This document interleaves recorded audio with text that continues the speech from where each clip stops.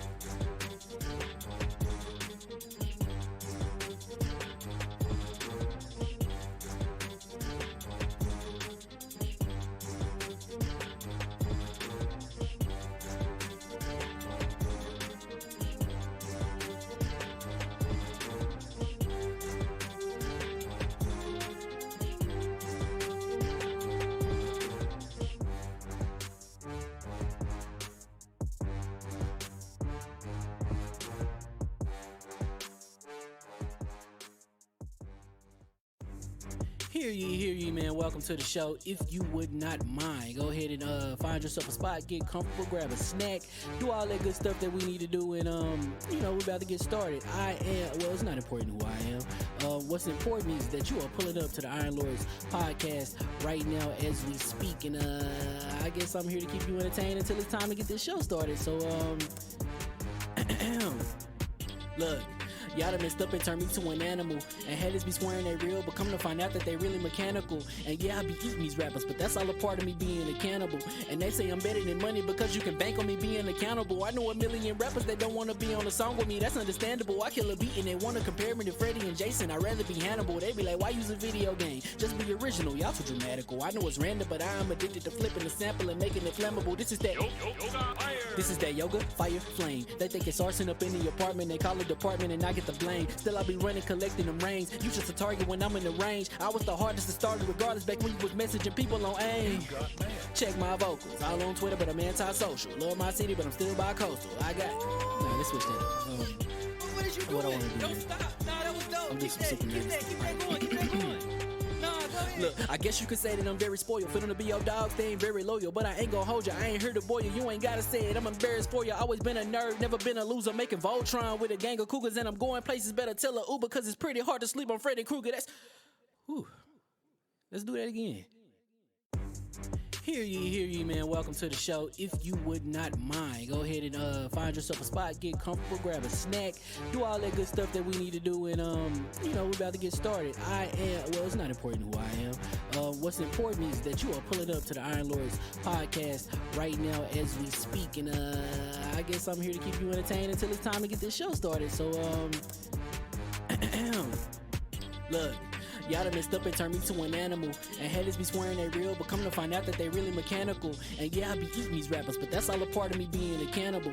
And they say I'm better than money because you can bank on me being accountable. I know a million rappers that don't want to be on a song with me, that's understandable. I kill a beat and they want to compare me to Freddie and Jason. I'd rather be Hannibal. They be like, why use a video game? Just be original, y'all too dramatical. I know it's random, but I am addicted to flipping the sample and making it flammable. This is that yoga, fire, flame. They think it's arson up in the apartment, they call it department and I get the blame. Still I be running, collecting them rings. You just a target when I'm in the range. I was the hardest to start regardless back when you was messaging people on AIM. Check my vocals, all on Twitter but I'm anti-social. Love my city but I'm still bi-coastal. I got, let's switch that up. What did you do? What I wanna do, Don't man. stop. Nah, that was dope. I'm just Keep sick of that this. going. Keep that going. Nah, go ahead. Look, I guess you could say that I'm very spoiled. For them to be your dogs, they ain't very loyal. But I ain't gonna hold you, I ain't here to boil you. You ain't gotta say it, I'm embarrassed for you. Always been a nerd, never been a loser. Making Voltron with a gang of cougars. And I'm going places, better tell a Uber. Cause it's pretty hard to sleep on Freddy Krueger. Whew. Let's do that again. Hear ye, man. Welcome to the show. If you would not mind, go ahead and find yourself a spot, get comfortable, grab a snack, do all that good stuff that we need to do, and we're about to get started. It's not important who I am. What's important is that you are pulling up to the Iron Lords podcast right now as we speak, and I guess I'm here to keep you entertained until it's time to get this show started. So, look. Y'all done messed up and turned me to an animal. And haters be swearing they real, but come to find out that they really mechanical. And yeah, I be eating these rappers, but that's all a part of me being a cannibal. And they say I'm better than money because you can bank on me being accountable. I know a million rappers that don't want to be on a song with me, that's understandable. I kill a beat and they want to compare me to Freddie and Jason. I'd rather be Hannibal. They be like, why use a video game? Just be original, y'all too dramatical. I know it's random, but I am addicted to flipping the sample and making it flammable. This is that yoga, fire, flame. They think it's arson up in the apartment, they call it department and I get the blame. Still I be running, collecting them rings. You just a target when I'm in the range. I was the hardest to start regardless back when you was messaging people on AIM. Check my vocals, all on Twitter but I'm anti-social. Love my city but I'm still bi-coastal. I got, let's switch that up. What did you do? What I wanna do, Don't man. stop. Nah, that was dope. I'm just Keep sick of that going. Keep that going. Nah, go ahead. Look, I guess you could say that I'm very spoiled. For them to be your dogs, they ain't very loyal. But I ain't gonna hold you, I ain't here to boil you. You ain't gotta say it, I'm embarrassed for you. Always been a nerd, never been a loser. Making Voltron with a gang of cougars. And I'm going places, better tell a Uber. Cause it's pretty hard to sleep on Freddy Krueger. Let's do that again. Hear ye, man. Welcome to the show. If you would not mind, go ahead and find yourself a spot, get comfortable, grab a snack, do all that good stuff that we need to do, and we're about to get started. It's not important who I am. What's important is that you are pulling up to the Iron Lords podcast right now as we speak, and I guess I'm here to keep you entertained until it's time to get this show started. So, look. Y'all done messed up and turned me to an animal. And haters be swearing they real, but come to find out that they really mechanical. And yeah, I be eating these rappers, but that's all a part of me being a cannibal.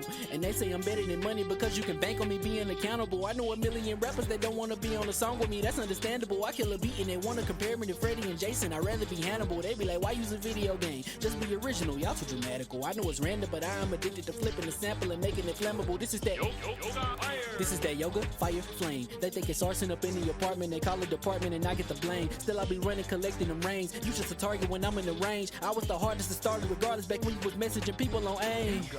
Check my vocals, all on Twitter but I'm anti-social. Love my city but I'm still bi-coastal. I got, let's switch that up. What did you do? What I wanna do, Don't man. stop. Nah, that was dope. I'm just Keep sick of this. that going. Keep that going. Nah, go ahead. Look, I guess you could say that I'm very spoiled. For them to be your dogs, they ain't very loyal. But I ain't gonna hold you, I ain't here to boil you. You ain't gotta say it, I'm embarrassed for you. Always been a nerd, never been a loser. Making Voltron with a gang of cougars. And I'm going places, better tell a Uber. Cause it's pretty hard to sleep on Freddy Krueger. Let's do that again. Hear ye, man. Welcome to the show. If you would not mind, go ahead and find yourself a spot, get comfortable, grab a snack, do all that good stuff that we need to do, and we're about to get started. It's not important who I am. What's important is that you are pulling up to the Iron Lords podcast right now as we speak, and I guess I'm here to keep you entertained until it's time to get this show started. So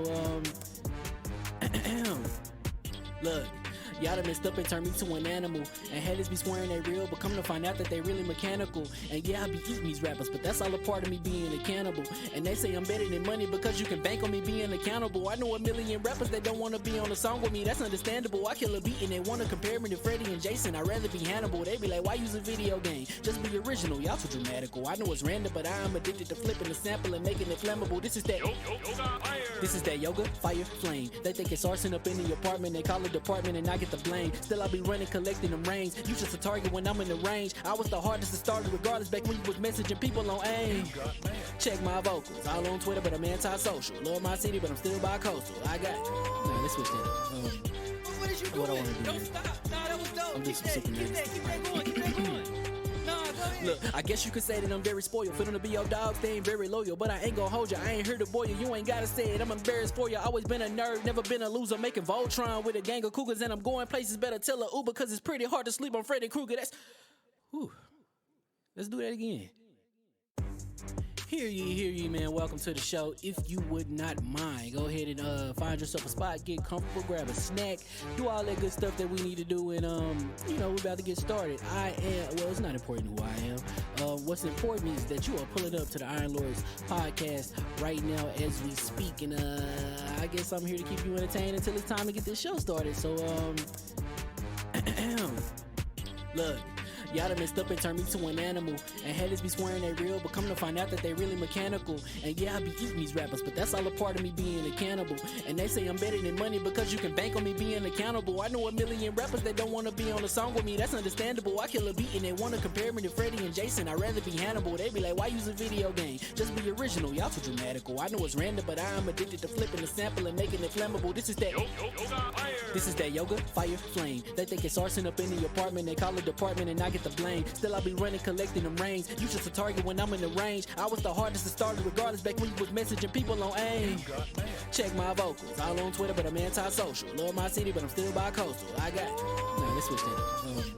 What is you doing? What I wanna do, Don't man. stop. Nah, that was dope. I'm Keep just that super going. Keep that going. Nah, go ahead. Look, I guess you could say that I'm very spoiled. For them to be your dogs, they ain't very loyal. But I ain't gon' hold ya, I ain't here to boil you. You ain't gotta say it, I'm embarrassed for ya. Always been a nerd, never been a loser. Making Voltron with a gang of cougars. And I'm going places, better tell a Uber. Cause it's pretty hard to sleep on Freddy Krueger. Let's do that again. Hear ye, man. Welcome to the show. If you would not mind, go ahead and find yourself a spot, get comfortable, grab a snack, do all that good stuff that we need to do, and we're about to get started. It's not important who I am. What's important is that you are pulling up to the Iron Lords podcast right now as we speak, and I guess I'm here to keep you entertained until it's time to get this show started. So look. Y'all done messed up and turned me to an animal. And haters be swearing they real, but come to find out that they really mechanical. And yeah, I be eating these rappers, but that's all a part of me being a cannibal. And they say I'm better than money because you can bank on me being accountable. I know a million rappers that don't wanna be on a song with me, that's understandable. I kill a beat and they wanna compare me to Freddie and Jason. I'd rather be Hannibal. They be like, why use a video game? Just be original, y'all too dramatical. I know it's random, but I am addicted to flipping the sample and making it flammable. This is that yoga, fire, flame. They think it's arson up in the apartment, they call it department and I get the blame. Still I be running, collecting them rings. You just a target when I'm in the range. I was the hardest to start regardless back when you was messaging people on AIM. Check my vocals, all on Twitter but I'm anti-social. Love my city but I'm still bi-coastal. Let's switch that up. What is you doing? What I wanna do, Don't man. stop. Nah, that was dope. I'm just Keep super that going. Keep that going. Nah, go ahead. Look, I guess you could say that I'm very spoiled. For them to be your dogs, they ain't very loyal. But I ain't gon' hold ya, I ain't here to boil you. You ain't gotta say it, I'm embarrassed for ya. Always been a nerd, never been a loser. Making Voltron with a gang of cougars. And I'm going places, better tell a Uber. Cause it's pretty hard to sleep on Freddy Krueger.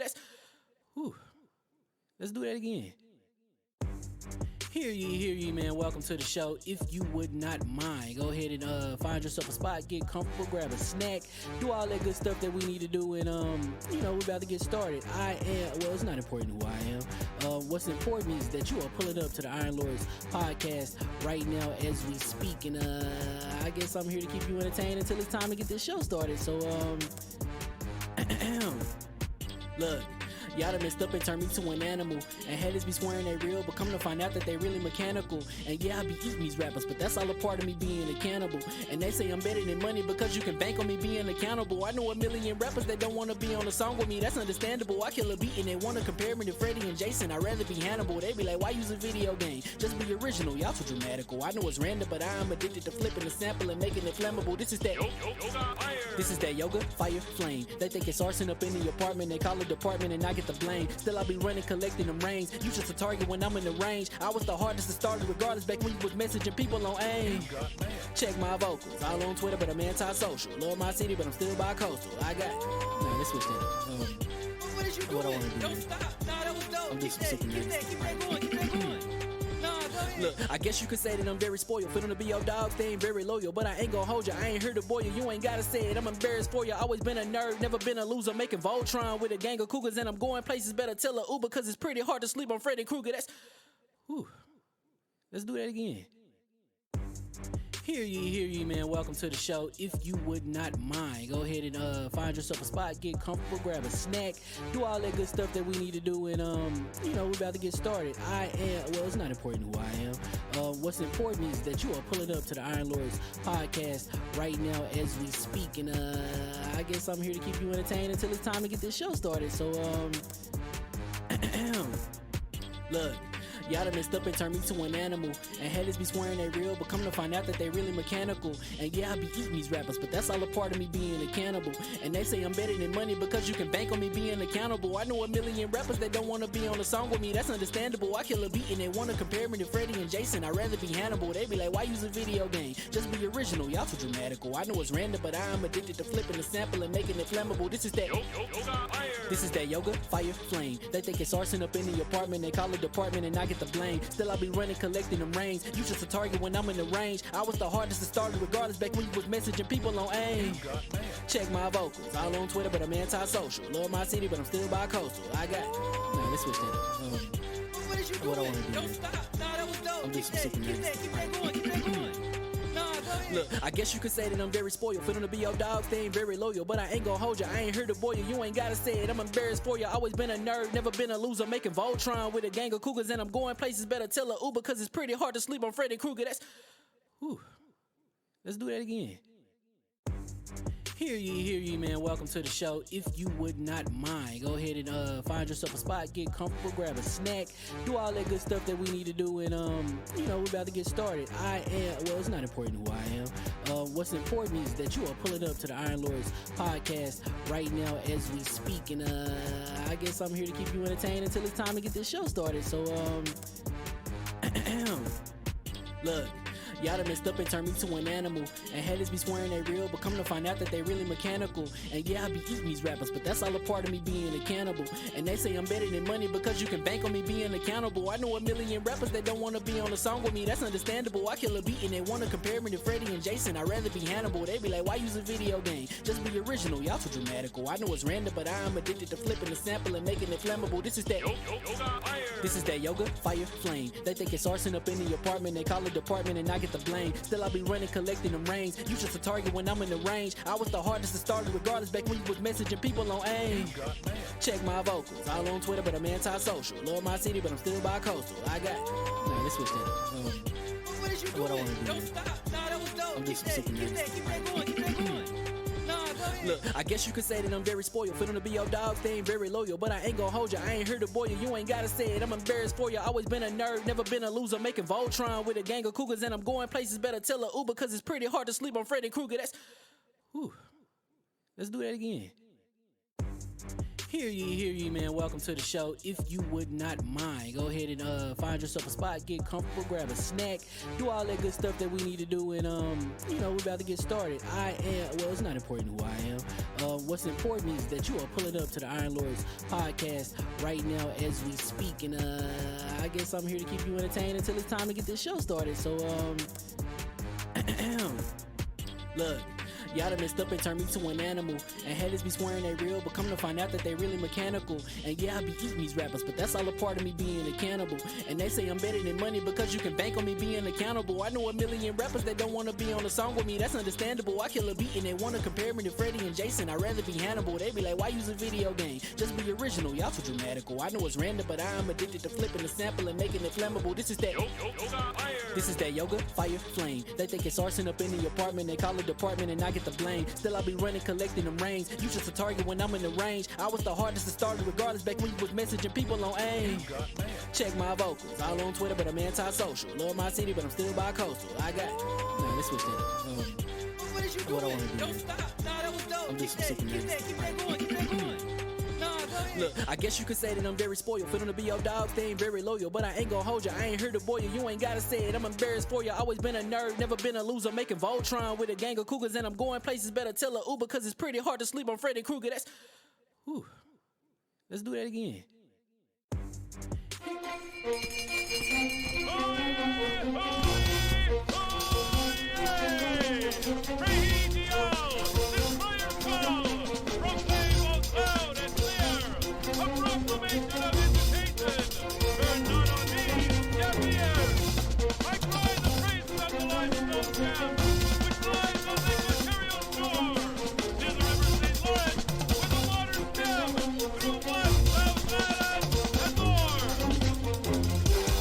I'ma just chill and watch them and eat snacks in the attic. I wanted to chill with the pack and be like a young wolf, but then they would mistake me for addict. If I can imagine it's cool to give you some advice, then invite your girl to your squadron. Cause if you don't give her that option, you gon' be single player like Sovereign. You gon' get tossed in the bushes by King David. Royalty and not a pretender. Detrimental to an elemental, what's an avatar to a knee bender? I gotta be me though. I know it's my destiny, word to Cognito. Who cares if you fly, if you still a mosquito? You swear you ain't stuntin', but really be Steve-O. You like to collect stuff and that's cool, but I got bad news. Even if you really was that dude, King David still be the king of the statues. Since a juvenile, I've been cursed with a curse to be musical. And if you hate it, we'll meet in the crucible. Other than that, then it's cool and it's beautiful. We let you know that your dreams are pursuable. Whatever you wanna do, then it's doable. If you got work on a Sunday, it's suitable. Cause you can listen to this in your cubicle on the Lord's Day. Woo.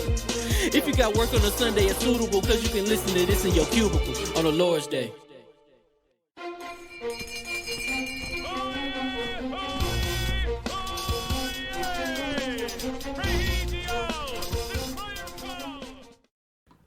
All right.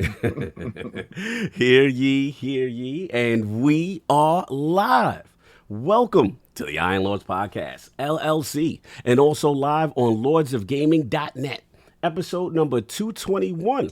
And it's another glorious Sunday. We're back at the front of the round table on the Lord's Day.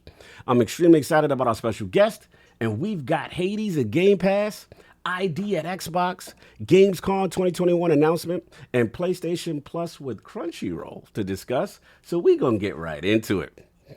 I want to introduce a Lord who Sonaldo and myself had the absolute pleasure of meeting in the flesh at PAX East 2020. Not only is this Lord the embodiment of pure passion and the grind necessary to succeed, but whose content creation has truly evolved into informative game analysis, movie retrospectives, and pop culture. Introducing the creator and host of the Jake Baldino YouTube channel and executive producer of the GameRanx YouTube channel, the Lord of Metal Gear and Pizza Connoisseur, whose sneaker collection game will forever be on fleek. He put them up. He about to grab them. I see the J's. Live from Strong Island, New York, and making his official debut into the realm of the Lords, my man, Lord Jake Baldino. How you doing, sir? Dude, that was like that intro was gonna make me cry. That was so good. Thank you for that. And thank you guys for having me. It's been way too long trying to make this happen. And I thank you guys for being patient with me. No doubt, man. No problem, brother. No problem, brother. Glad you can spend the time. Fellow man. New Yorker, we here. Exactly, man. It's good Happy to to have be you in the here. realm. We had the Jets versus the Giants last night. New York is on fleek. Let's go. No doubt, man. But otherwise, I know we talked briefly, but to the realm, just, what have you been up to? What you've been playing? What's been going on with you, man? Oh man, I've been playing a game called My Job constantly. You ain't beating that. I play that game every day. So. Maybe eventually I'll get the trophy. I'll get all of it. Yeah. You try to platinum? So that still ain't platinum that job. Plat one day. Yeah. No, I've been playing a lot of stuff. I've been bouncing around. I do that thing where you go through Game Pass and you just keep scrolling and you download that. You're like, that's great, that's great, that's great, that's great, and then never get around to playing it. Yeah. Right now, though, I'm playing Art of Rally because that just dropped on Game Pass. No doubt. It's just kind of like super chill rally racing, but like with like a top-down kind of. Oh, you talking about the one like there's a homage to Sega Rally, that game? Yeah. Yeah, that game is Is it great. like the cool art style over the top, almost like I don't know, like a cartoonish art style? Is that the one? Yeah. It is cartoonish. Yeah, Okay. it's like it's stylistic. I Yeah, think- bold, sharp. Yes. Yes. Angel's talking about it. Yes. Yeah, and yes. it plays good. It looks really good. It's really Yeah, good. no It doubt, no does. doubt. It's crisp. It's Yeah. it's super sharp. It's really difficult. It took me a while to really get into the flow of like turning and drifting. I Yeah. think part of it is just because it's like pretty intense mechanics for Yeah. driving, but also getting used to that camera angle. It's a good camera angle and you can adjust it, but just getting used to having that view and having the road in front of you. Yeah. It's exciting. It's really cool, but like learning how to adapt is kind of wild, but I've been loving it. No doubt, no doubt. Solve. We want to get to super chat before we get into intros to the Lord. Absolutely. Give me a moment. We have Brap with the $5 super chat. Salute, Lord. Smash that like button, everyone. Thank you, Salute, sir. Brad. Salute, My Brad. man, flip flop. Then we got Ace Out Gamer, $2 super chat. Welcome, Jake. I'm excited for this show. Yes, sir. Yes, sir. Salute. Thank you, sir. Then we have Lognet's finest Flame, $5 super chat. Good afternoon, Realm. Cog. I do the usual, but we got royalty. Hope everyone has a great Yes. show. Please behave. We got company today. Behaving with we got company in the behave, house. Flame. Exactly. Thank you, Flame. I gotta give a shout out to the Joe Mac. Shout out to Lord Sovereign and the Fresh Baldy. Yes, sir. Yes. That boy fresh. That boy fresh. Clean, Clean boy. today. No Yeah, doubt. man. Bone Slave, I see you. What's going on, brother? Callie in the building. Bone, after we finish, man, we got to get on Curse. So stick around, baby. You already know. So Me now and that we Bones got that acting out up. the way, we got the four horsemen of gaming, those original lords of the realm here at the round table with updated time-sensitive intros because Jake has limited time, sir. my co-host with the co-host, my brother from another mother, the difficult game conqueror, lord of his own world, and the heart of the young wolf. My man, Lord Addict, how we doing, sir? Doing pretty good, man. Ended up, What you doing? staying up a little too late. What you was doing? Showed up like the last 3 minutes before ILP. But Yes. I was here. Yes. That's all that You mattered. made I it. You was swung here. it just in time. That's all that matters. That's pretty much all. Let's say what you was playing though, just real quick. I've been playing a lot of Hades, like an absurd We're amount gonna of get into that. Hades. You made some strong proclamations on Twitter that had everybody upset. Yeah, Yes. I outdone myself this time. Yes, making people yes. upset on Twitter. We gonna get Hot into takes. it. Hot takes? Yes, very hot takes. Hot takes. Yeah, he got a certain community upset. Yeah, I pretty much said Hades shits on Returnal, and I got so many people upset because of it. Spicy. Oh, Spicy. that's not nothing wrong that you just said. Everything was fine. Of course, you find nothing wrong with that. Just continue. Let's keep it going. And of course, we have our most technical gaming lord, the solo gamer who lives for the single player selfish experience, and also the Sostradamus, the Lord of Clarity, and Lord Patriarch of the Iron Bank. My man, Lord Sovereign, how we doing, sir? Well. My guy. Sovereign is back in the building. Yes, we missed both of you. Yes, my apologies for missing last week. Anybody who heard me saw that I sounded like I was gargling gravel. So not good. But I'm happy to be back, chilling. I'm happy, despite my little flamey post on Twitter. Yeah, you were very spicy on Twitter I'm as well, happy too. that everyone's playing Hades. We discussed that in a little while. I'm Hades glad gonna be a you've beta testers did it. Yo, you beta testers, I love you. Oh, Yo, God. I love you. Yo, I want to Beta call boy. fraud quickly on this beta, Oh, this fraud beta boy alert? thing. Already- On this fraud beta alert boy already? thing. This is for you. Because This he for you. is the alpha beta boy. Like he is the original beta boy. Wait, He's the OG. why is King the OG beta boy? King is the alpha and omega beta boy. This is a man that spent thousands upon thousands of dollars to import consoles, sometimes a year before they came. Oh, He you was had the to first go one. get receipts, kid. Yo, No.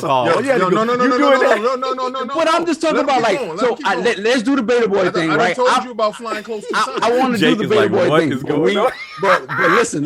Tell But the he truth. just, Tell the truth, I Saint don't the want devil. Let's him. get it. I don't want him to act like I think like it's he's fine not just beta an test. update. Yeah, except for me. I'm sorry, I wasn't here last. Yeah, he's catching up on his updates. Continue. No, but I just don't want him to act like his not testing games out is from some elevated sense of like I refuse You to don't try like out. he got bougie I on don't you. know, Okay, so so you, watch you this. feel a little away. His Yo, watch saying this. that, Watch man. this. Watch this. Yes. This is not gonna end well for him. He's the ultimate bait. I'm just saying he's the originator. Time.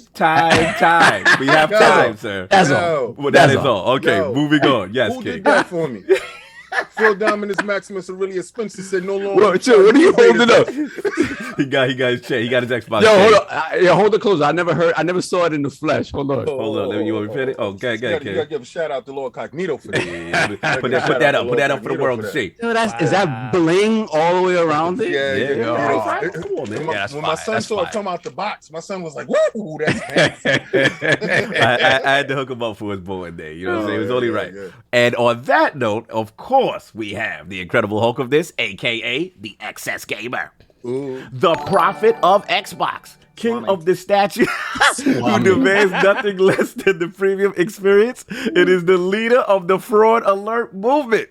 Ooh. Beloved. Lord King, how we doing, sir? We're doing fantastic. Jake is here. Woo! Yo, all right. If y'all guys don't know, Jake has a fantastic video out of one of the greatest Zelda games that has ever been produced. And this beta tester boy over here has definitely beta tested it just for you guys. This is right before I quit the group. That's when you quit being a beta Yes. boy. Okay, Yo, got but it. as you can see, Zelda felt the way today. Oh, my damn. What, he bodied Mario? What happened? So Mario have to feel the sword. Pause. Today is the day Mario's gonna learn who's in charge. He's gonna learn. Nintendo.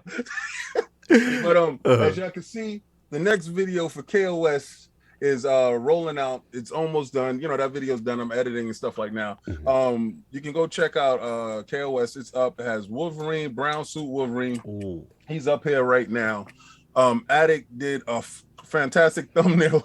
Me and him was going back and forth because I wasn't sending him 4K thumbnails, and Addict was really pissed off. Yeah, at me your earlier. image quality this week was weird. Yeah. Yeah, it was a little Okay, weird. so that remember I got my new phone. Oh, that's And right. That's right. No, but I didn't update it yet because the old phone, it cracked in the back, guys. You Oh, see damn. that right there? Mhm. So that is messing with my. You know you image have a new quality. camera, right? Well, actually, I do. You see the boxes right there. Yeah, right? me and King Yeah. are slacking. We We will are address slacking. it. I'm in the same boat. Oh, okay, thank you. Good. Trust me. We You gotta actually get unpacked yours to really Addict's great. level. We apologize, bro. All right, so let me get it really quickly Yes, into please. what I was playing. All right, so all you guys know I'm addicted to Curse right now. Curse right now is absolutely ridiculous. Shout out to Bone Slave. We downloaded the Voodoo Master. The Voodoo Master is an absolute cheat dude inside the game. Okay. All right. This is Curse of the Dead Gods. no. I played Curse? that too. I played that too. Curse. It's like a PUBG type game. Curse. Okay. What is Battle Royale? Yeah, it's a battle royale.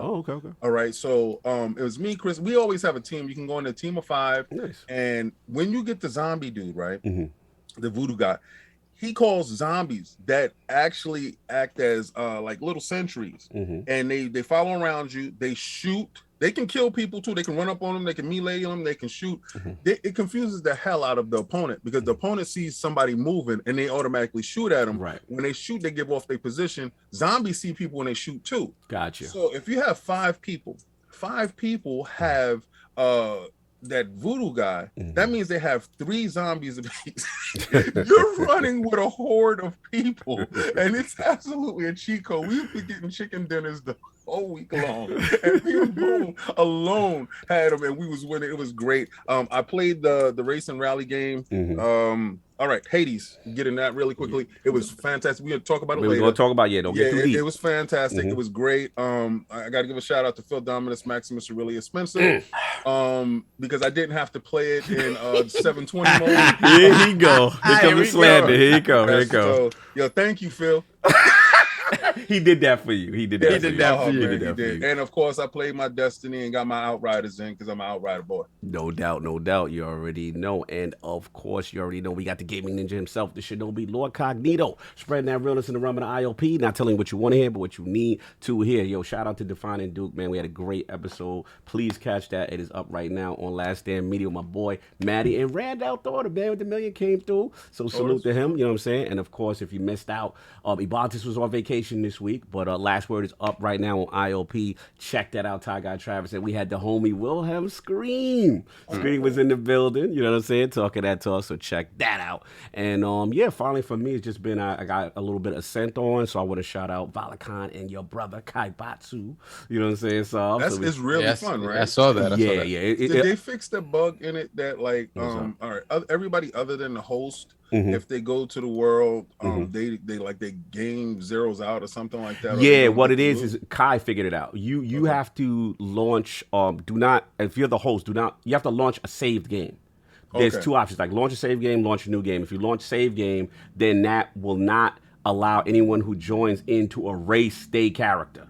You know what I'm saying? So that was what it was, because they were going to, when I put new game and Valakan had like a level 30 character, he was like, yo, I'm getting a prompt, to overwrite my thing. And I'm like, no. So then we figured it out. So yeah, salute to that. And then also he's in the chat right now. Lord Jake would appreciate it because he met him in real life. Is Lord Sonaldo TV. I want to shout out him. I want to shout out Lady Sam. Congratulations, put the crest up.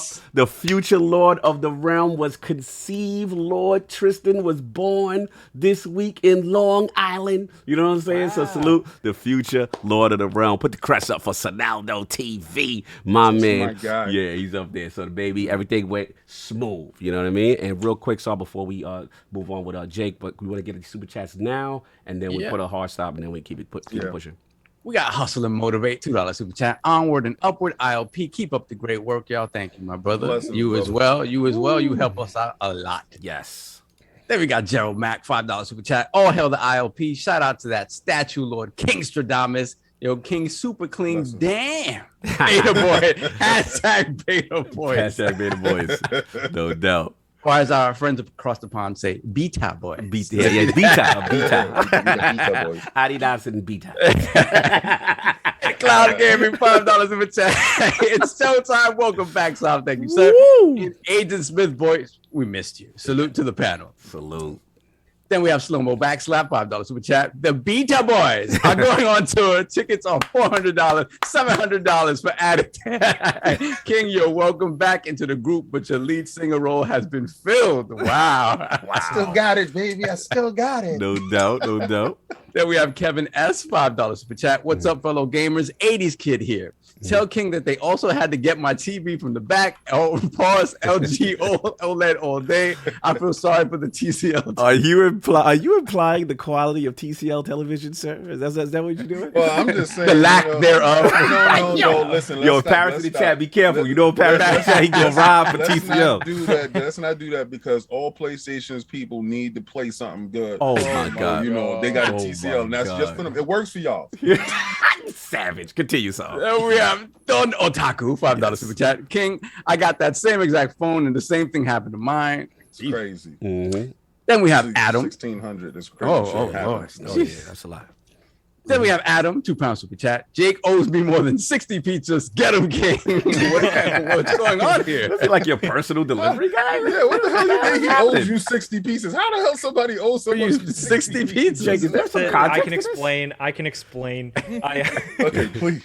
So I close out my videos. I say pizza's on me. Yeah. Like my That's with okay. Everybody's like, Where's the pizza? Where's the pizza? Yo, he took it literally. This is exactly. Yeah, everybody takes it literally because everybody wants pizza. I get it. One day he's gonna start a video eating a pizza. We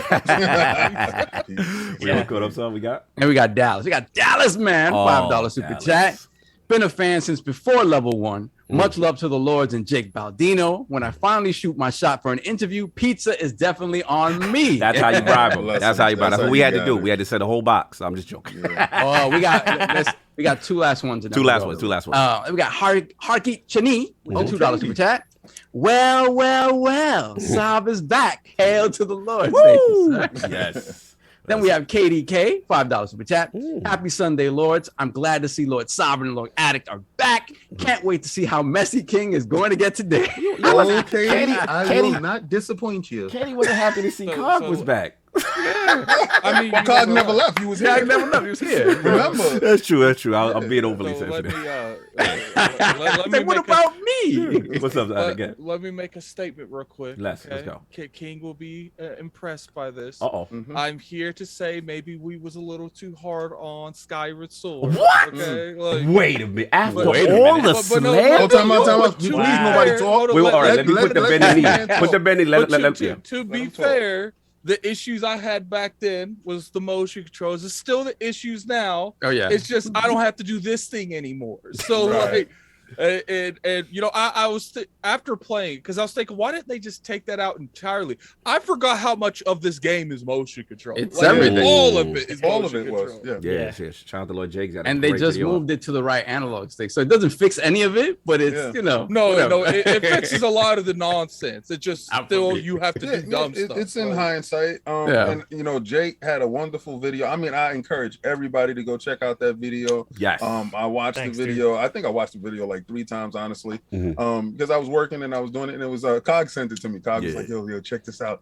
I was instigating because I know those two have the beef between the Zeldas, and King Skyward Sword is on his Mount Rushmore, and Addict used to clown him. So it's funny the remaster came as a out. child, you always wanted to swing, the sword like Zelda. You always did. You know, we make those little, like if you had the little mask, and being Zelda, you was like, but you never got a chance to do it in the game, and you got a chance to do it. Was it great then? They got good with it later, and they fixed it up now.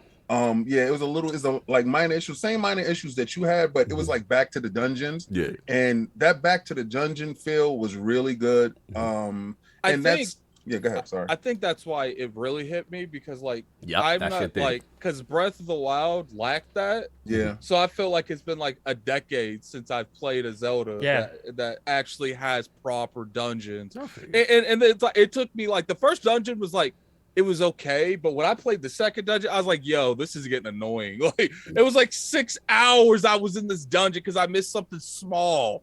But like I felt like in Breath of the Wild, you could do those shrine Megazord things in like 15 minutes. Like they weren't that hard at all. And it's a night.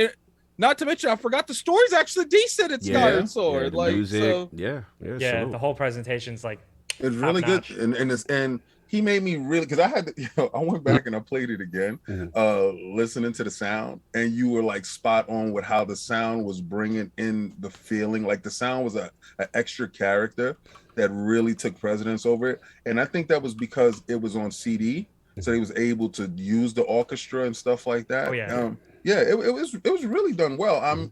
And to see everyone actually start to embrace it and feel like it's something special. You was on the front line, bro. The biggest, like a homecoming. The thing that sucks, man, is they use this game to demonstrate the motion controls for the Wii.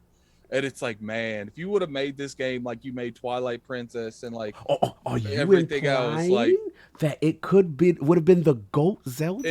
It would have been one of the best Zeldas, but like the fact that still is.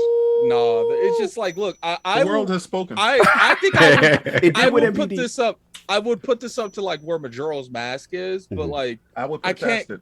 I can't take it past that because sometimes the motion control gimmick is so dumb. I'm like, come on, man. Like sometimes I'll put all right. like Time on the Zelda talk a little bit.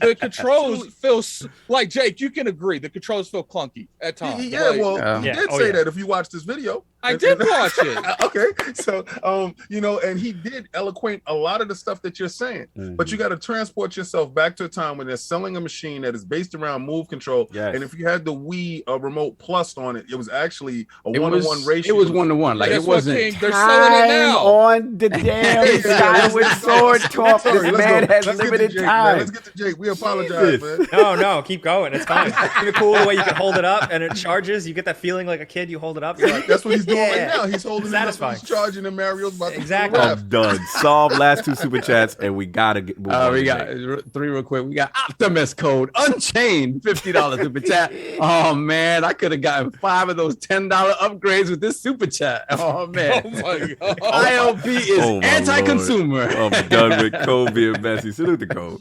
Then we have Clayton Shout out to Saint the Sire, TLC with Owen. $2 super chat. Salute Jake Baldino for the great deal with Vessi. Oh, hey, that's what's up. wow. Shout out to one of our sponsors. Salute. And- Salute. That's what's up. Then we have Flame once again, $2 super chat. King was on the front lines. He was a Skyward boy. This is true. This is true. All right, now we got everything. All right, we let's got to go. move on. So now we got all the Lords caught up. We want to focus now on Lord Jake, his video game system history, the journey to GameRanx, and of course the Because Video Games podcast, and what led him to create his own personal channel. So Lord Jake, let's start from the very beginning. What were some of the first video game systems you had, and what got you into gaming? I'm really fortunate I can actually pinpoint and remember the first video game I remember seeing and being blown away by. It was at a pizza place. Yeah. And it was they had a cabinet for X-Men Children of the Atom. Oh. And it was like right at that time where I was like really young, but I was obsessed with X-Men. And I remember just sitting there watching the splash screen, and like the fight screen, and like like a Juggernaut would show up, and I'd be like, "Oh my God, it's got Juggernaut!" And then Magneto would show up, and I go, "Oh my God, they got Magneto! I have to play this." So from that, I was hooked, and then I was lucky because I was like I was born in 1990, so I was kind of like past some generations, but like money was tight, so like all I had was a NES, and I had an NES for a really long time, and I'm really glad I did because it exposed me to so many things that I otherwise wouldn't have been exposed to, because now like I'd have to go back and play them all, but I was like there for that. And then after the NES, I jumped right to PS1. And it was such a hard transition because I was like blown away. I'm like, this looks amazing, but like my little kid brain couldn't comprehend 3D and moving characters in a 3D space. It was, Okay, it was gotcha. like an adjustment. Yes. No, it like broke me. But from there, it's just then I just played everything, anything I could get my hands on. I don't care where it was. What was your whatever. first games that you played as on the PS1 that you can like harken it back? Crash Bandicoot. Right. Jet Moto. Ooh. Jet Moto was Love sick. Jet Moto. Yes, Love everybody Jet forgets Moto. about Jet Moto, Everybody right? forgets about Jet Moto. Yeah. Yeah. Oh, yeah. Yeah. Jet Moto's so good. What was it? Cool Borders. Played a lot of Cool Borders. Right. And then just demo discs. That was like a game That's in when and we of was itself. beta boy in it. Yeah. Yeah. No doubt. All No right. doubt. So you transfer. All right. So you got the long distance on the Nintendo, and you said it was a hard transition because a lot of us got a chance to test analogs and stuff like that with other consoles and stuff. But your transition was straight into like what PlayStation was doing, which was great audio and incredible fast 3D graphics. Yeah. Right? Was you playing any fighting games? Because you mentioned Children of the Atom, and they did definitely get that game at a period of time. Did you just run out to get that game, to get that itch that you saw from the arcade? From there, I don't remember how it went down, but like not long after I had seen that, I had gotten a Nintendo, an NES, but Right. I never really played any fighting games other than at arcades. Like, I Oh, was okay. I was like, oh, this is where the fighting games are, because all I had was an NES, and there's, Right. like, Yeah, I mean, they I'm don't talking have about when you Tekken got on your when you got Tekken your on the NES. PlayStation. Yeah. When you got your PlayStation, excuse me, did you get Children of the Atom to get that? I itch out actually of you? didn't. No, Oh it my was God. like it was such a long gap that I had Right. kind of like faded from memory a little bit. I'm glad Okay. I'm able to like recall stuff like that. No, I was playing like Star Wars Masters of Terraskazi. Good games. So let me back you up, because you actually had, like I said, you had the arcades. Shout out to the pizza shops, and all those great spots that you go into, whether it be the grocery store, pizza shop, bodega, whatever, right? And then you get your NES, whatever. Now, there's a gap now. You said between NES and then that PlayStation. Did you experience any other consoles, whether it be from friends or just in general? Like, what was that gap about? Yeah, I don't remember like the order, but I remember going to the kid down the block, his house, and he had a Nintendo 64. Okay. And I remember the first thing I remember seeing was "Hello," and Mario's face comes up. Yeah. You could like pull his nose and stuff, and I remember being like, "Wow, oh my God, this is incredible." And that I had always from then also wanted a Nintendo 64. The greed started early where I just wanted everything. I'm like, gimme, you know? So they would shut my boy Jake down. Like the parents was like, nah, or it was just the situation just wasn't, where you were able to get all those or even maybe trade with others or something like that. Yeah, it was like money was limited, and that's how I feel like most of us, I don't want to speak for everybody, but like it was so different then because it was like you would get one game and you would like intimately know that game. You would know every inch of that game. Even if your first impression of the game was that it wasn't that great, you would still torture yourself with it because it was your one game for like 6 months at least. Good point. I missed that. Good point. No, good point. And then also, I always look at that as the years of the box art, where it was so important. Like there was no like resources online to go to. Yeah. So your decision making sometimes with that one game would be looking at the box art, whether it be the Toys R Us or whatever place you go to buy games. It was just a different time, man. In saying that, it was such a different time. And you said the box art. All right, so the reason why Cog is saying that is we would go to the store, and based off of the box art, you would know if you was going to get that game. But the experience, like Jake is alluding to, is see these guys get a bunch of games a month. Right. We got that one game, and we probably got it for our birthday, and then the next game was at Christmas, and we got intimately involved with that one game, so it had to be a sure shot. So that's where game magazines and stuff came in, and word of mouth. But opening it, do you miss the manuals and stuff like that, and the whole opening the package of it? Because it felt really, really good when you opened the manual and you was looking at all the moves and stuff that was in there, and they went to the paper, just one paper, and that kind of hurt me. But on the way home would be the best. You just like you go through it all. You'd be like, yes. oh, look at all this, You looking on the train or on the bus. Yeah, in the car. Man. I'm going to admit to a crime. I'll confess to a crime. Let's go. An exclusive. Statutes of limitations over. You good? No, you got it. I was that kid. So when Blockbuster would put out new games, right? They'd put the manual in the Blockbuster box. Yep. But then usually somebody would take it. I was always that kid. I had a whole collection of manuals, and I feel so bad now. Look, man, statute of limitations is up. It's people like Jake's the reason they went away from that. I appreciate that, Jake. Salute to you. That was a thing, though. When you open up a case from now on, and you see no manual in that case, you know who to go to. Think of Jake. I ain't gonna lie, I used to be mad at that. Because you get it and it'd be like, damn, like what up? Because the manual was everything, would teach you how to play. And Jake was like Wario in the house. you would open it, look for it, and he's like, where is it? Jake already took it, man. He already got it. The kids are like, how do I play the game? I don't even know. It's not. Call Jake. Like, he had a number inside the box. Call me now. Call Jake. Yeah, like Mario with the screwdriver. Like 1-800, call me. Salute to Jake. You just called Jake, and he was like, yeah, man, I lost that like 2 months ago. I don't know. I can't help you. No, but he'll tell them when they call, all right, you got a Western Union and money, because you remember it's Western Union. Back in the day. You got a Western Union and money for me, and I'll tell you how to do the move. I understand. I was a kid. I was like, pay me in gum. No doubt, man. So from PlayStation 1, any other consoles in any order after that? I actually don't remember. After that, it was just like full stop. Once I started, I was like, I'm going to mow lawns. I'm going to do odd jobs. I'm going to save up, get as much money as I can to get every video game I can. It was PlayStation 2 was the first one I remember really busting my butt on and saving up, because it seemed like such an impossible amount of money, for like a 10-year-old kid. It was like, oh my God.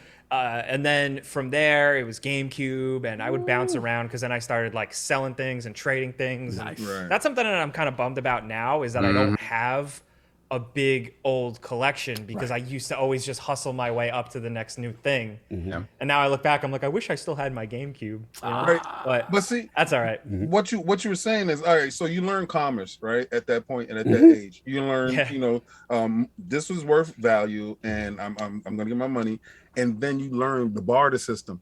Like, oh, you have that, and I'm going to trade for that to upgrade myself here, right? And okay, was you privy to the shiest in GameStop? did you get a chance to bring your console in and they told you it was worth 35 cents? Basically understand the commerce of trading video games. Learning how to get robbed. Yes. Yeah, that's exactly what it was. But I was so hooked. I was like, okay, I'm gonna take a hit on this, but then that means that I can get this thing, and instead of it costing me $50, it's gonna cost me $37. That's oh, what an amazing deal. I'm gonna go for it. Facts. That's actually a good point, kid, because that was so much part of the culture back then. Jake, you made a good point too. It's like our kid mind think, oh man, we're getting over. All I got to do is give all this stuff away, and then I can get this new thing that I really want for a little less money. But when you really look at how much you spent for all that past stuff that you are now trading in at a reduced value, it's crazy, man. Right? Yeah, because he said what I feel.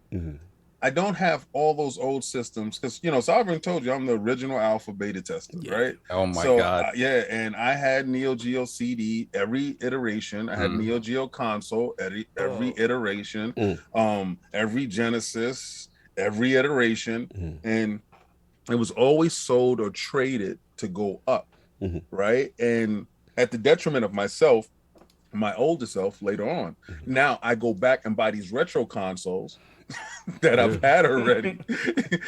But the retro consoles, which is good, excuse me, works on my HD televisions now. We would have had to do so much converting, just think about it, Jake, to put a super graphics or a turbo graphics on our modern televisions now, and it wouldn't look good for us. No, it'd be chaos.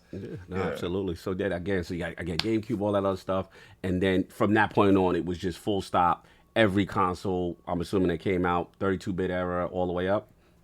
Yeah, just chasing that good stuff. Nice. The only thing that was usually always out of my reach were the handhelds. I usually could just never scrape by enough. I was always kind of behind on the handhelds. I didn't have a PSP, but I borrowed a friend's. I had a DS, the original DS. And I didn't think it was that great. It took a while for it to kind of pick up steam. But consoles, I was always just trying to gobble up anything I could. And then eventually, once I learned the world of PC, forget about it. It was over. No doubt, man. Good gaming history, like that. You kept that consistency at that point. What's up, man? Speaking of Game Boy, if anyone in the chat wants to get washed at a Pokemon Sword. Oh, you offer smoke. That includes Jess Gordon if you're in there. Wow. Jess can get it too. He said, I like how he randomly just called out anybody who wants to smoke. Yeah, well, I was like, absolutely. I'm looking, I'm scrolling the chat to see where the smoke came from. I'm like, wait. It was Jake talking about him. And a bell went off, and he said, anybody can get this work. Anybody can get that work. Salute, man. Salute the addict for putting the challenge out. But yeah, man. So we just want to get into obviously great gaming history. Now I want to get into the content creation aspect. You know what I mean? As far as like, you know, what inspired you to kind of transition into that? And correct me if I'm wrong. Initially, you were kind of more in that like comedy space as opposed to just like the gaming space. Yeah, that's true. So I had right after high school, I had a friend named Eric Striffler that was a YouTuber, and he made videos and stuff, and I kind of got on board with him, and I got a taste. I was like, this is really fun, and I can be myself, and I can just talk about stuff I love and goof with my friends, and I had a lot of fun with that, and that started to grow. And at the same time, I also was pursuing video game stuff. Video games were still ultimately what I really wanted to crack into. So I started trying to write for small sites because I was pretty okay in school with writing. You know, I enjoyed it. It was like the one thing in school I could nail, no problem. It was just once it started to become like it was like a job and you have to write, it didn't really click with me. So I pivoted to video, and through doing Pretty Much It is what it was originally called. Doing that with my friends. that was just like, all right, now I'm just gonna keep leaning into video game stuff and YouTube, and and now I think I actually missed the anniversary, but I've been uploading videos to YouTube now for over 10 years. Wow. Which is crazy That's to even say that out loud. right there. It's so weird. It's so interesting, Sav, like to see, people grow up in the space, because we're a little Yeah, older. it's insane. It's insane, right? It's insane, man. What's crazy is you grew up with YouTube through its like rebel age, like Yeah, like, it was the Wild West. Yeah, Yeah. people don't understand. Like it's bad now, but it used to be like at least we have like semi of an understanding of what's going on now. Yeah. But back then, YouTube was still not in the know. They didn't tell you anything, so you just had to experiment with everything to try to figure out what was working. And we came up with all these weird like theories and stuff. It's like, oh, we upload like this because it might do that and it might fix that, and then maybe we won't get flagged. Like little things like that you just come up with. That and also just like it was so bad. Just their back end and everything that you would do, like saving video, tags, titles, uploading a video could take days. And processing could take days. It was nuts. Completely People don't different realize time. how good we do have it now. No, it's a good point. It's actually a good point. Completely a different time. The things you must have experienced to now to see that transformation has to be very interesting coming from your perspective. Who kind of grew with the platform, right? So what I want to ask you now, transition now. Obviously, a lot of people in the chat, they saying they love Jake. Jake's the GOAT. And Paris and everybody's in there loving Jake. Now, a lot of people, when they first got in contact with you, was obviously GameRanx, right? So, like, how was that experience for? Because from my understanding, again, you were hired by them. And then just going through that creative process, what was that experience like getting the whole GameRanx gig? That was a whirlwind, and I talked to you at PAX about this. We went pretty in depth, and that was a lot of fun. I was like when I met you guys at PAX, like I've been thinking about you ever since. Like it's weird. I know that sounds creepy. No, it's fine. We like keep the Lords out there. Don't worry about it. We appreciate you. Continue. I had been wanting to like break into like a gig. Like I was making my own stuff, my own YouTube videos and stuff on games, but I kind of wanted to do it for a site. Like I wanted to be like the cool IGN video guy or like do something like that, Right. So I was gunning for that really hard and trying to build up a portfolio and stuff. And I was applying to stuff.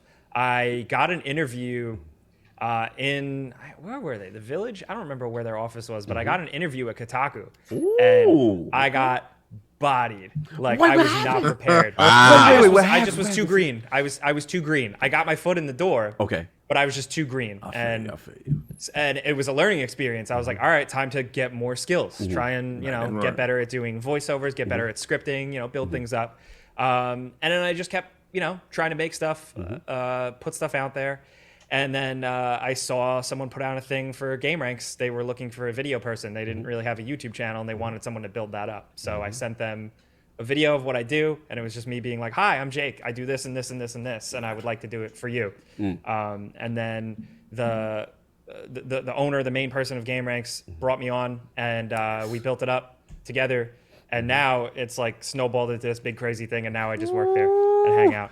And it's fun. I'm just happy that like I can pay my bills, and that's all I ever wanted with it. And it's fun. And now it's like way beyond me. Like now there's so many cool people there that make amazing things, and I sometimes I just kind of sit back and I'm like in awe of it all. It's Brother, weird. you've come a long way, and again, shout out to Addict and put me on from back then too, like the top tens, and you know what I'm saying, the before you buy, like you're like the before you buy guy. Yeah, I'm literally the guy in the thumbnail. What's funny is like I didn't know your name at that time, and he was like, "Yeah, we're getting the." I searched you up on Google when you said your name about the PAX, and I was like, "Oh, that's the before you buy guy." Yeah, that's the GameRanx guy. That's GameRanx man. Yeah, GameRanx man. Like, but it's so cool to see, like I said, your star kind of shine and be synonymous with that, and then again providing such informative material and things that people latch onto in the gaming space. It was really cool to kind of see that all develop for you, and like I said, it's been a tremendous fun. You see everybody in the chat. Shout out to Miles Dome, PA in there. He's the Iron Lords. Bless up, salute. Like you've got a following, bro. Fonzarelli's in there, Paris in there. Like people have grown with you in the space, brother. Like there's no doubt about it. So salute to you on that. What I wanted dude. Yeah, no doubt. What I wanted to transition from that on is obviously we're talking about Google, we're talking about YouTube and the early stages. Like, how is it as far as like being as a content creator being beholden to like one platform initially, right? Because we know a lot of people, the algorithm is rough out here trying to figure out, how to do, what to do, what content to do, so like, how do you balance? Yeah, get at it. I was going to say, not to mention, once you figure it out, they change it. Yes. So like, how do you balance that? Like from going to trying to create content that, maybe that you think will hit versus sometimes things that you may want to do that may not necessarily hit that algorithm, so to speak. Like, how do you deal with that from a content creation standpoint? It's been interesting, actually. It's been a learning thing, especially with GameRanx, is that like the person who founded the site and then helped me like build up the channel. We had a good work rapport, like a good workflow where I understood that like the GameRanx's content and their video content, it's like top 10s, it's trends, it's searching, it's SEO stuff. And then I try and bring a little humanity to it. And there's like a push and pull. It's like, we got to do these types of videos. Okay, but like, what if we make it like this so then people actually like it? So it's been a good back and forth doing that while also trying to navigate the waters of YouTube algorithms and stuff. It kind of broke me because now with my stuff I do on my channel, my personal channel, I've been uploading there forever, but like I've made it a priority now, mostly out of fun, but also really just to see how I can abuse the algorithm back. Because it's like all day at GameRanx, right? I spend my time doing the algorithm and like worrying about like how to title videos and stuff. So then for my channel, I just go, all right, how do we break this? Let's tank this. Like what kind of video can we put out that's just gonna not work? And let's see how it does anyway. And it's been kind of satisfying. Jake's talking about, I learned 100 ways not to make a light bulb.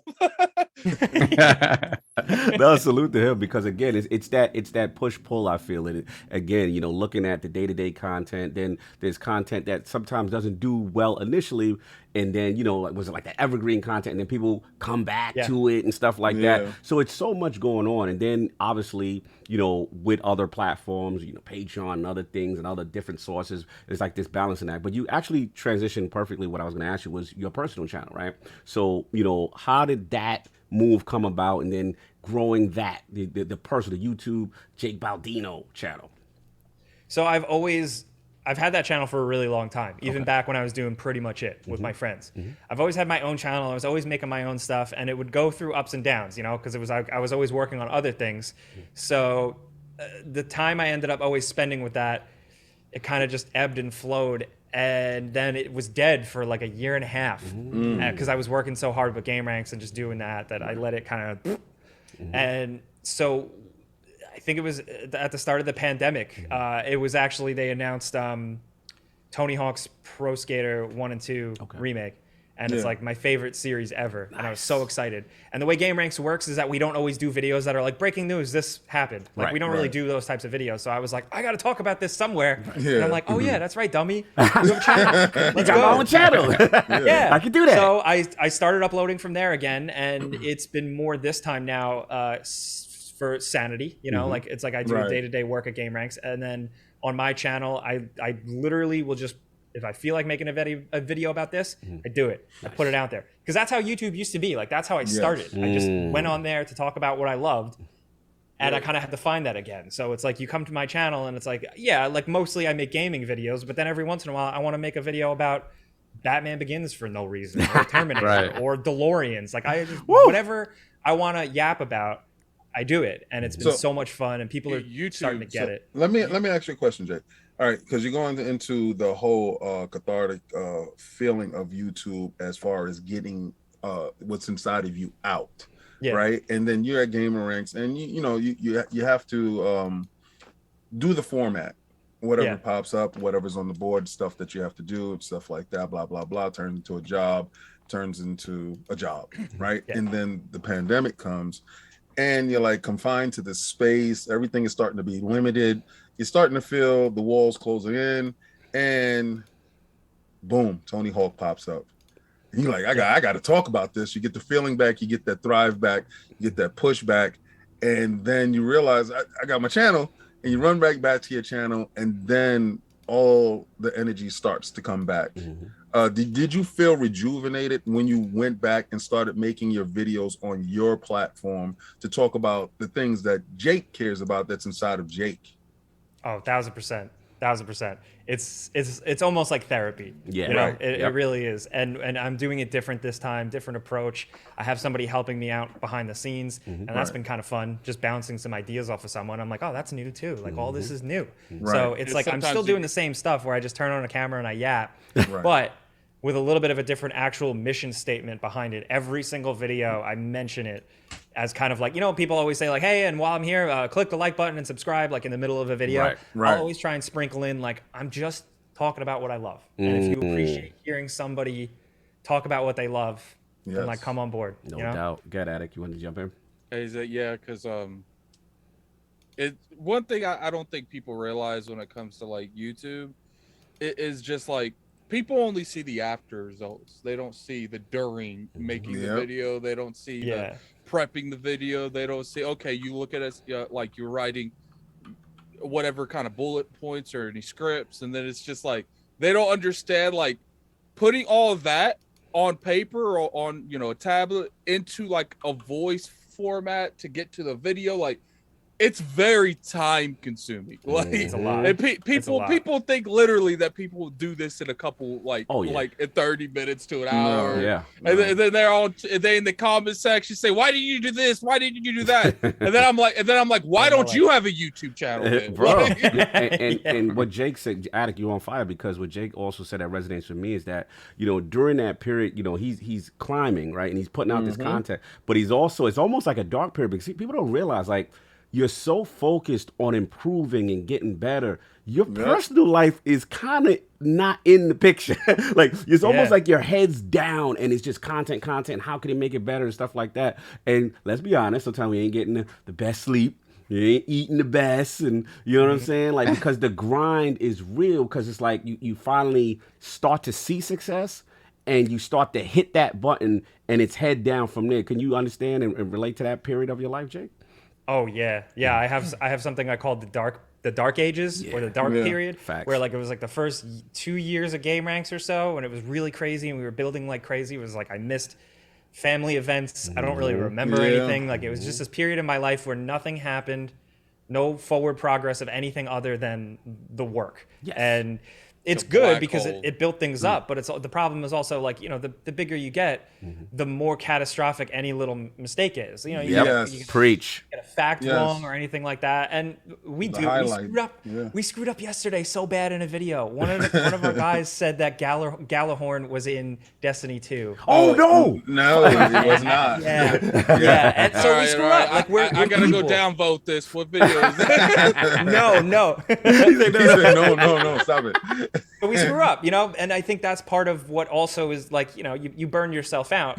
But then on the flip side, there's also like you just see glimpses of a human. Like, you know, our videos are a little rough sometimes. There's little editing mistakes, but we keep it there because it's like, hey, it's just people. No you know? doubt. I think that's the reason that people gravitate towards GameRanx in general, because like every video you could feel some form of personality in it. Like for the most part, I've never watched any video on that channel and felt this is a robot talking. Like it's always felt like genuine, just people making videos about stuff they love. And a lot of places you don't get that, man. You a lot of outlets and stuff, it really just feels like they're just reading something behind the camera and then they just move on. It's hard too. We learned. Oh, sorry. Go ahead. No. I just like the fact that you touched on the burnt out. Because you know, people don't understand, like the more you do, it's like a candle, right? And if you're not putting wax into the candle, you're going to eventually get down to the bottom of the candle, right? And if you're just grinding, you're just burning, you're burning. But at that same time that you was burning, you was learning where you were at. See, I like to go right back to the channel, because each and every last one of us do certain things outside of the channel, right? Outside of ILP, right? Cog does the last word. He does Define and Duke. Sovereign, we do round tables reviews with the Lords. We're gonna get back to that. That's why he's such a huge movie fan, and he's anti the crap that I'm into, like Disney Plus and stuff like that, and HBO Max. He's anti that because that's not anti that. But it takes away from your camaraderie, the group, the platform that you have. And Addict has his channel that I feel that is helps with a lot of things because my child actually I really don't like this to say this though, but my child actually loves to watch Addict play games. Actually does, right? Wow. And yeah, he does. He's like he's playing Daddy. I'm like, man, get out of here. Is that another F-bomb, Daddy? I don't cuss on my channel anymore. Yeah. Very good. He cut it down. He's actually I let my kid watch him. But I say that to say that when you learned all the stuff that you learned over here, and then you said you wanted to do a whatever video. It could be like a pizza video, like you had a bomb pizza. I'm working on that, yeah.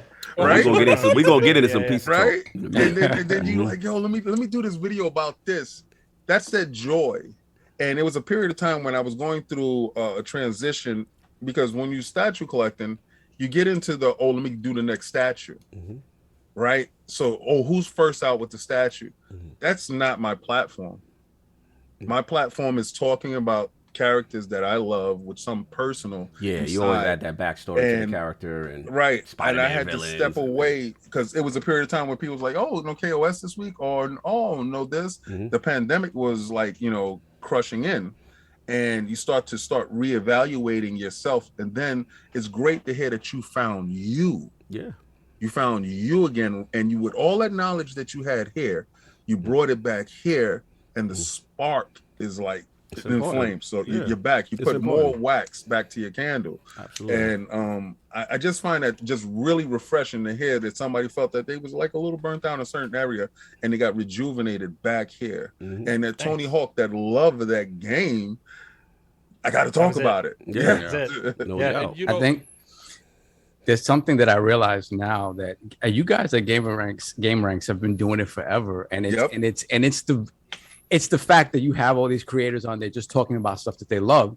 I was looking at Giant Bomb, right? Giant Bomb has recently had like a big shakeup where some of their founders left and the entire format changed. And now they have this format where it's sort of like a variety show type thing, where it's like they have their regular podcast, but then they have weekly shows from different creators. They have their own channels. They have their own things going on, and they're on the Giant Bomb platform. So it gives it that variety. They're just basically shooting the crap about stuff that they love to talk about.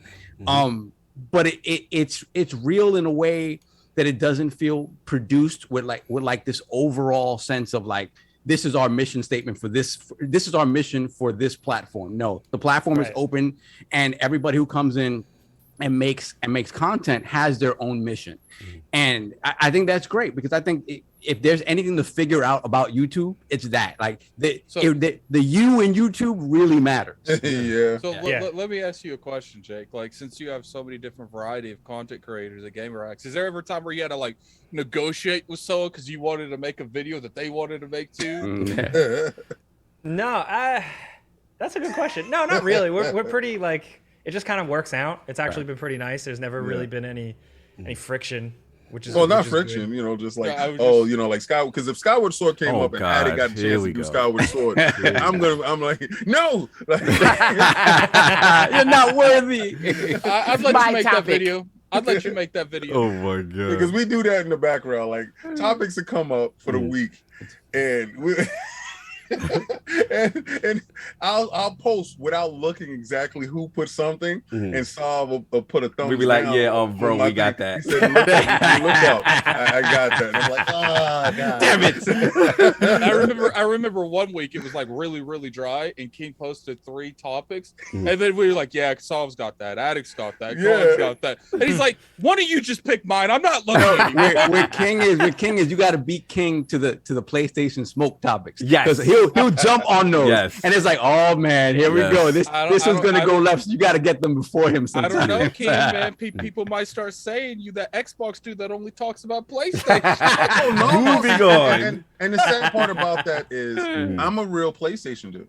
Yep. Like, Yeah, you've heard it from the yeah. beginning. Yeah, no doubt. Yeah. First day. No First day. doubt. So moving on real quick, we got a couple of questions I want to ask Jake. And because video games podcast, you're in the podcast space, man. Yes. You know, so talked about that, Lord Andrew, right? Like what was going? How did that whole Yes. thing start? So that's been a different approach too that I've been trying, where we do it and that's it. We just put it out there. Okay. We don't promote it. We don't push it. We just do it. And if you're into it, you show up and you hang out. And we have a really good Discord community Nice. around that podcast. But it's been one of the things I've made that is the least numbers, not numbers focused. Like no, doesn't matter. We just put it out there. It's an hour-long conversation between two best friends. No We've doubt. been friends since third grade. I can feel the energy. Right. So actually, the other day I told him we were sitting here because he works at GameRanx too, and I was like, "Hey, do you remember when you introduced me to Metal Gear Solid?" And he was like, "I did." I was like, "Yeah, you don't remember that?" He's like, "No." I was like, "We were in like fourth grade, and you were like, you got to play this. It's like Mission Impossible, but you're cooler." And I was like, "Okay." And then the rest was history. And I had to like remind him, and he was like, "Oh wow, I guess I did. You're welcome." It's those stories, man. That chemistry between friends and stuff like that. So I love podcasting with these lords here. You know what I mean? It's good. I need to do it more. Yeah, Like just in general. Like that's why I love doing it with you guys. I need to Yeah. like just talk. Just You know, talk. we Yeah. don't work off of. So GameRanx doesn't do. We try to avoid full scripted videos. Right. A lot of bullet points and stuff because it then sounds like a real person, right? Right. But you're still at the end of the day, like making sure you get things right, making sure you say things, and it's like a podcast. You just yap, Yeah. and No, it's so absolutely. nice. It's great. It's great, man. Salute to you on that, and I love that you're doing to that. talk about And then- NPD so bad. Man. They want to get to NPD. Those are your people. I see. All right. We'll get it. Let's focus on Jake right now. We'll get because to this the is disgusting. other I'm stuff. just looking at what Yeah, I know. We'll get to other going stuff. on over there. But And they're anyway. very messy. Anyway, moving on. One last one also too is the negative machine of content creation, right? And one thing I've seen, you specifically kind of made a conscious effort to kind of like, you don't really engage in that. Right. Yeah. And we know, the faces and everything's terrible. And, let's be real. When it comes to the algorithm, right. And it comes to Let's be real. a lot of that stuff wins. What you're saying, he didn't jump on the hate train. He Right. stayed off Yeah, the man. He's That's made not his clearly, if you look personality. at his content, he's made a conscious decision. So my question to you is why resist that type of content when, let's be real, a lot of other content creators are successful at doing it? Why is that important to you to resist falling into that? Because I just like this. That's it. That's you why go. I'm here. That's why I'm here. There's no agendas. There's no anger. There's things that are worth calling out. And like GameRanx does, we still do videos every once in a while like this. These are the worst games, or we call out, Battlefront when it had the big loot box issues. And Like there Anthem. are things Gotta that call need to Anthem be. out too. Yeah, you gotta like call things out, but there's the whole real reason that we're here. Like even just some of the crazy deep arguments that people get about games so loses the thread that like we're just, and it's so hard to like not always try and push this and sound like, oh, I'm above this or anything, but like it's just for fun. That's it. That's why we're here. That's why like I picked up Game Informer or EGM or Nintendo Yes. Power. And I flipped through the pages endlessly until the pages ripped because I just like this stuff. He That's on to it. something. He on to something, man. It's about the games, brother. At the end of the day, we gamers. That's what it should be about. And mental health. Exactly. Oh yeah. do. Okay, this thing is driving me nuts. What the hell is that on your left shoulder? Oh, the hot dog? This? Oh, it's a hot That- dog. That's a hot dog. Yeah. Oh, okay, all right. I It's a had giant cardboard hot dog. Yeah, okay. So from the side, right? Because I have this Miles Morales statue with Venom, and it looked like Venom mouth. I'm like, He's like, Oh what my is God. Oh my God. Venom's tongue like that. God, when you look at the statue, like you see it, but I don't know what it is from the side. So I'm just sitting there like, oh, I just it love- was I driving just- me absolutely nuts. I just love how Jake is like, it's a hot dog, man. Yeah, Hot it dog." is. And I'm pretty sure that a lot of people in the chat is like, what is that on this? Yeah, side? people ask. It's from it was stolen from a Target. He's hanging above the food section in Target. Oh My friend man, worked at Target, and he's taking We finding out a new thing taking- about Jake. taking manuals and he's taking hot dog promotions. All He right. likes it and he takes it. No doubt. Now this is the one that everybody wanted me to ask you. This is the last interview gaming question for Jake. Is I need you to clear the air. There's a raging debate going on, Lord Jake, and the realm needs to know. They need to know if you're going to tell these evil Chicago pizza lords why New York pizza is far superior than that lasagna that they call pizza. Can you set the record straight once and for all, Lord Jake? Just rep New York real quick. Never mind my bias, but just if you could just set the record straight. And I mean all this respectfully. Yes. Like, it's good. Chicago pizza's good. Yes. It is good. It's just too much. It's just a lot. And I think part of the New York style pizza and like what we like about it is the utility aspect of it, where it's always the same wherever you get it. It's always a varying level. It's always the same. You can only get a couple things on it. There's only a couple things you're gonna put on it. Right. You take it with you, you eat it, you shove it down. It's like $2. bag. It doesn't matter. Fold But it's like that's it. You know, it's like a cup of coffee. Like I feel like it's like pizza and coffee. It's like that's it. And I've been struggling a lot more now with this, as you know, like I have like a growing audience and like some followers on Twitter, and I think I've gotten so much pushback when I used to just tweet out a piece of pizza and everyone would be like, oh you sweet baby. And people would be like, that's amazing. Now I tweet it out, and I guess because I have people following me from so many different parts of the world, there are people who are like, what is that? And I'm like, you don't understand. They're like, who eats plain cheese pizza? I'm like, I'm not from Virginia. It's different here. Like, that's no offense to Virginia, but like, it's not like pizza you get anywhere in the country. Right? So it's like, Chicago Out of pizza all the is places too he much can say, shit he on says it. Virginia. Like my thing is, if you can't fold the pizza, and in New York pizza, you fold it stick out. That's stick it. out. It'll poke you in the eye to take your eye out. Yeah. You understand? it can't flop. You can't flop. But you know what? You go to Boston and you pick up a Boston pizza, you fold it and flop. It's limp. It's not good. It's bad business, right? In Chicago, you pick up their pizza, you need two hands. See? You need two hands to pick up the pizza, and you can't fold it. You can't fold it. If you can't fold it, it's not bueno. So in New York, we're about efficiency, and we also There you go. make There you sure go. that you have that weapon just in case somebody run up on you. You're like, Poke him in the eye. with the pokey pizza. Get that Listen, back man. up off me while I drink my coffee. I'm glad Lord Jake has set the record straight. We needed clarity, you know what I'm saying, on the New York style pizza. I could have did without Respectfully. the Virginia slander. Salute. He said, I didn't even know Virginia made pizza. My bad. No doubt, sir. And Lord Jake, the question that also Rel wants to know, top 5. We got to get into it, man. Ooh. Top 5 video games or franchises of all time for Lord Jake. I know what one is. Oh wow, I haven't done this in a while. I'm gonna stumble through this. Metal Gear Solid, number 1. Oh, okay. Number 2, Tony Hawk's Pro Skater.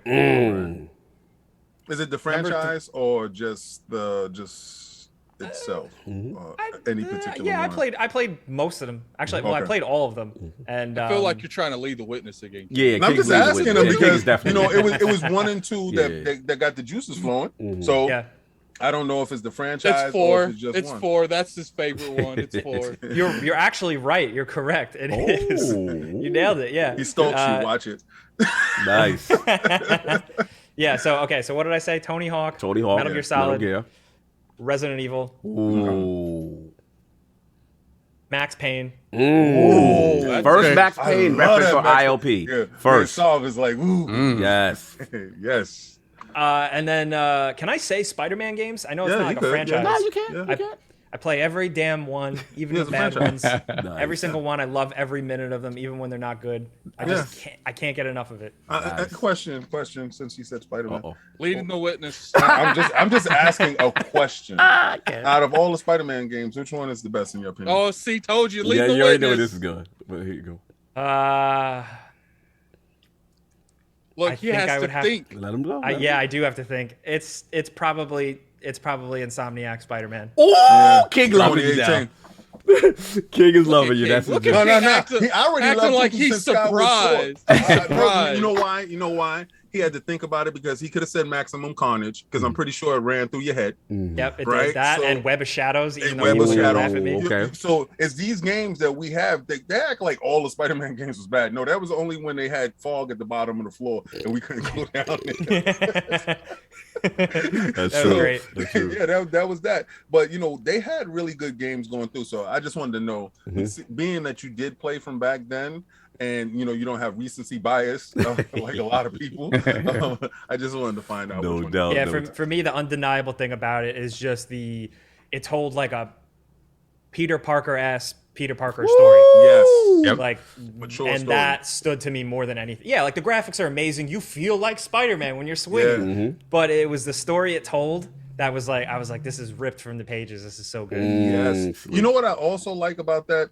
The DLC continued a great story too. It was like each DLC was something that you wanted to purchase, not something that you felt that you had to purchase, but it was something that continued a great story going through, and I thought they did a real good job with that. No doubt. I agree. The only thing I didn't like was Hammerhead. I think they made him look like a clown. Yes, yes. But That's besides a that, good- he's a good boy. Yeah. No doubt. Favorite console of all time, any generation. woo, it's probably PS2. Ooh, PS2 in the Was it building. because it's the one that you grinded the hardest for to get with your own money? I think there's some of that, and also it's just like when I think of the library, that's the first thing I think of. It's just like an endless stream of games that are all really damn good. Salute, no doubt. Let's get into it. Last week's poll results are in, and the people have spoken. With the MPD sales success of multiplayer third-party titles that are also day and date on Game Pass, do you think a single-player title can have a similar day and date MPD success in Game Pass? The winner at 66% of the vote was yes. Game Pass games will still encourage paid sales for single-player games. Coming in at second at 23% of the vote was the Messy Lords. I don't care. Let's deflect and talk about the PlayStation Plus subscriber numbers. And in last place, at only 9% of the vote was no. The service will only cater to multiplayer or co-op games to drive engagement group. Lord Sav, your thoughts on this, sir? I mean, it just from the beginning. This is one of the things that from the beginning, I was like, nah, this can't be. Like, given the chance to play a game for quote unquote free or whatever, you're gonna play it free. Right. But the fact of the matter is that no, like people will gravitate to that if they want to and play it that way. They'll purchase it if they want to. It doesn't deter people from not purchasing the game. No doubt. Hey, you already see MLB The Show is the second best-selling game of the year so far. Yeah, that is insane. Shout out to Xbox. Here you go. I'm just saying, who did that for you? Phil Dominus matches are really expensive. Like baseball season was coming, and we didn't know what was going to happen, and then boom, shakalaka. First Party Studio. We love you, Sony. Thank you so much. Yeah, You're ridiculous. we didn't believe it was true in the beginning because it's like, how could it be? Right. And it just keeps proving itself correct. So let's get into this topic. So, Lord Addict, you're up. Do you want to read these super chats? Yeah. There's not too many. It's not too many. Okay, it's not too many. Let's just get out. We got KDK, $5 super chat. Sorry I left you out before COG. I ran out of characters. I'm very happy to see you. Thank you. Well, happy Lord's Day. Thank you. I feel included. I feel wanted now. Thank you. And we have Beaner with the $5 super chat. I just got a negative test result from the clinic. Oh, okay. Turns out the itch was to play Hades, not chlamydia. Oh my God. Bro. Wow. What's going on? Whoa. That was intense. Thank you for sharing, but dang. Yes. Oh my goodness. Where did that come from? That was loose. Good That thing. was like he was saving that one. He was saving that one. So he wanted to spark My conversation. goodness. My goodness. That's something otherwise old gamers Yes, that's usually his bag. and That's a Wilmy one. Yeah, man. for sure. What else we got? And we got Hard to Find, $5 super chat. Shout out to King for being a creep, getting intimately involved with his games. Wow. Hey, we were making a point. My goodness. Listen, I don't care how he take it. I'm intimate with my game. Yeah, be proud. Speak your truth. There you go. Thank you. Let's go. They're There mine. we got Four Eyes Malone, $5. Super chat. I'm in the same boat as y'all. I wish I had not traded in my collection of games. A copy of Def Jam Fight for New York would be nice right now. Yes. Yeah. Salute. Love those games. What else we got? Then we got Face with the $20 super chat. Thank you so much. You guys ain't talking about MPD this week. King. Well, as we know, MPDs has shown up, and it's wonderful. It just feels so good. I'm intimately Wait, can I do it involved too? with my I game. want to be included. Oh my God. It's epidemic. We all have it. We all Are have it. you implying thought- that they're I thought- ignoring the Switch involved with MPD? That's what you're implying? Well, listen, Switch is out here selling consoles, is doing what it's supposed to do. We have a wonderful game leading the way with the sword up. Let's follow them all the way. Wait, through. but what about the other part of MPD? Oh, about PlayStation. What about is back on PlayStation, my- sir? What about that part, sir? Yeah. PlayStation earning. They earned. Uh-huh. I mean, we here to earn. Mhm. Right, so about time they earn and they keep. What game came out last month that the consoles some got to work for them? God bless. I mean, it was nice. Like the month before, Microsoft out earned them. Sold less, out earned them. They sold more and finally earned. I felt so sorry for Gene last week. Gene comes in here with facts. Yes. Yeah, hardcore facts. And all King has to say is, where the receipts though? And everybody's like, yeah, that's right. Where the receipts though? I'm just really good at spinning it. Sorry. Anyway. Wow. What else we got, Sal? Then we got Hargeet Chani, $5 super chat. I don't see abandon as one of the topics. King, you have to talk about it. Well, Listen. they're abandoned. I don't see what else to talk about. Like, we've clowned on Abandoned like 3 times. Like, Yeah, man. there's not much That's- else we could say. You that guys are sucks being so bad. finessed, Yeah. and you're okay with being finessed. But what So it is a continue lot to of be people finessed. don't know the history of what is it, Blue Balls? Blue Ball Studio.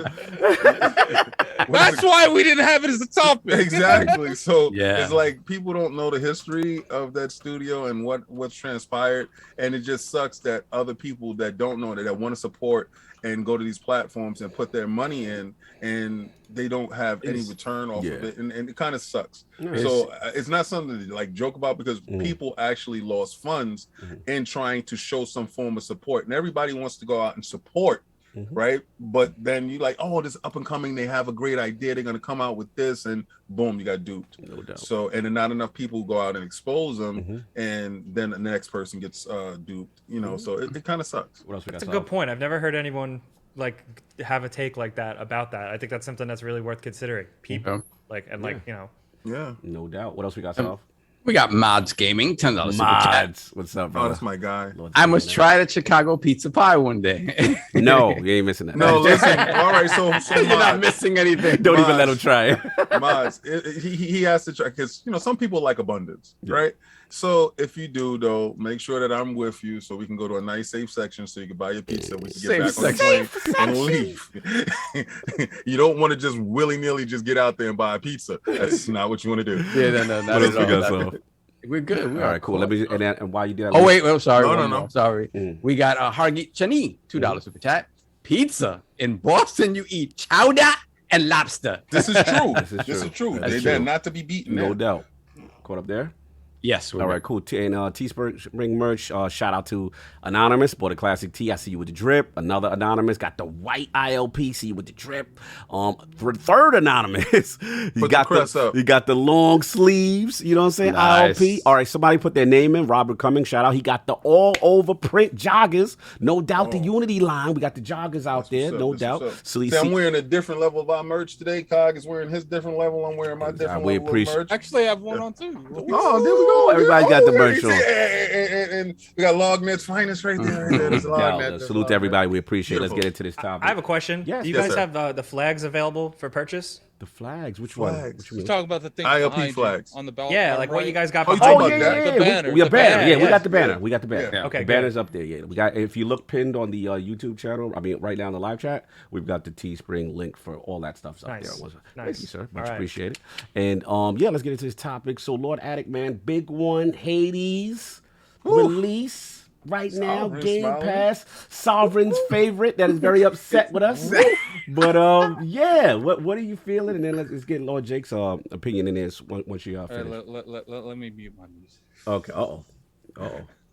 Here we go. Okay, first off, people who came at me just because I said that Why do you start with the smoke? No, Yeah. the smoke's getting Gotta addressed start. first. The smoke is getting addressed first. The people that would sit there, hey, addict, why do you like Returnal. Why do you like Hades more than Returnal? Look, it's not my fault that the game is better. It's just not my fault. Like, I get it. Like, I know I don't get it. You guys are wrong. Like, look, Hades, like, okay, I'm being a fraud when it came to the perspective of Hades. I didn't play it, so I didn't know it. I haven't played a whole lot of roguelike games, and people told me Hades is a huge roguelike game. It's like the entity that people look at when they think about roguelike games. I don't want to go that far. So I'm sitting here, I'm playing Returnal. And keep in mind, just like someone in the chat said, people were saying I didn't play Returnal. People were saying I didn't play much of Returnal. No, I got to the fourth bio. That's almost the entire game. That's more than halfway through the game. And then they're like, but Addict, why didn't you like it? It's such like a roguelike game. There's a difference. When I play Hades and I die, I'm like, man, let me take the stuff that I did through more time. Let me take the stuff that I got through that death. Let me upgrade stuff, get better weapons, and let's go out there again and get this done. When I played Returnal and about an hour in and died, I want to uninstall that bastard. No, well, tell me about like when you played it and you got all that stuff and it crashed and you lost everything. Tell me about that. Tell me about that though. Look, man, when you really wanted to return it. Oh my god. Look. I will say that there were some glitches that I'm not going to bring up the glitch thing because it didn't happen to me much. So I can't speak on something it happened that to a didn't lot happen of to people. me. Let's talk about the consumers. But now you're concerned. All I'm saying is like when you die in Hades, you could take the keys, get you new weapons. When you die in Returnal, you got that damn pistol again. Like, there's no changing that. Like, I don't, to my knowledge, because you only got to the fourth biome. Maybe there's some kind of thing that you could start with the weapon you want. But that to me, that's a lot. Like, every time I die in Return, I'm being forced to use the pistol over and over again. So it's just like, but in Hades, you can upgrade certain abilities every run. You can manually choose what weapon you want to take out there. Then they give you another currency that you could give to certain people to have like pretty much an artifact from Destiny to enhance you in some other way. And it's just like, none of that is in Returnal, guys. Like, stop it. Stop the capping. So the rogue light is really light on that part and Return It. And in Hades, they really lean into the fact that it gives you a lot of choice. It gives you a lot of reasons to explore the game and go deeper into the game. Pause. Is Returnal got some roguelike features? I would say to a point, but after playing Hades, I would say very, very light, like very, very light. Do you feel that it's because of the graphics of Returnal? I feel like Hades looks better than Returnal. Okay, yeah. I mean, art style wise, I mean, it's apples and oranges, right? But do you feel like, the fan base that is clamoring is only 560,000 of you guys, and I don't believe that is only. Keep that number on deck. Keep the sales numbers on deck for Returnal. You have to with these dudes, because they always talking numbers, right? So you implied the 10 million versus this the is a banger. This is a banger. Oh my god! So, but I'm just saying, like, and I know 560,000 people didn't get at you, so let's take that number down to the 20 people that decided to talk. All right, so these individuals that came at you because you purchased the game, I saw you play the game, and you really didn't care for the game after what the game did to you. Well, no, right? I can't say Returnal is a bad game. It's not a bad game. It's just install it? No, it's actually still installed on this. See, guys, this blunt weapon object I have called a PS5. Y'all messy right now. Continue. Y'all like when it comes to like Returnal's not a bad game by any means. It's a fun game that you could play. It's just I do feel like this was made after Hades, right?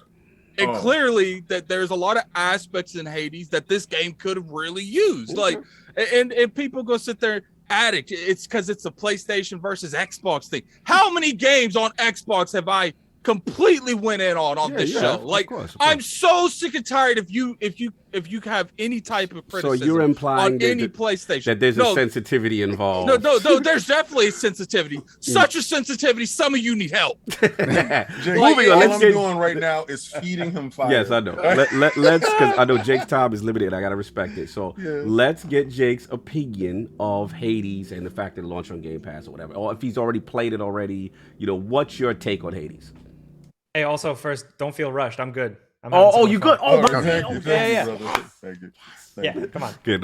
Hades, I haven't played a lot of, and I'm guilty of it. And I should have played it even when it was out on PC. I had a friend that was deep in it when it was early access. So I'm giving you a shot in the slide. I continue. Yeah, I haven't jumped into it a lot. But first impressions, it's like everybody is really cool and smooth. My friend Andrew explained it the best way like that. Like just like the presentation, the characters, but like the vibe and the writing. Like everybody's like smooth and it's cool. Gameplay wise though, so far it's probably gonna be up my alley. Everybody told me to play it because I'm a really big Dead Cells fan. Yes. I know it's like not the same There we thing. go. But that's the Godfather. Yeah, honestly. So I'm early, but I'm into it. No doubt. Salute. Now let's get my brother Solve in here. Let him go last. No, he's got to go next. Let him go next. I'll go last. Oh, you want to go last? So he can back clean up because I don't want to be able to say anything to him. I want him. Can I actually give my opinions on Hades? Yes, please. Yeah, exactly. The only reason why talk about the game. No, the only reason why I did fast forward is at the time I thought, but now Jake's with us. We good. Back to you, Addict. Back to you. Hades is definitely like. What I like about Hades is it's like Jake said, like the game just like it feels alive. Like, it feels like every character has a purpose. One thing I'm curious on, because I'm not a huge, unless it's like God of War, I don't really know a whole lot of mythology. Right. Like, is the son a real character or is that someone they just made up? They made him up. Yeah. Okay, yeah, because like I like him. He's a very likable character. Like when he dies, it comes back. Like he makes jokes that he's like, yeah, I shouldn't have done that. Yeah. Like I really enjoy voice that. acting. When you He's very handsome. He's a very handsome boy. Yeah. Handsome guy.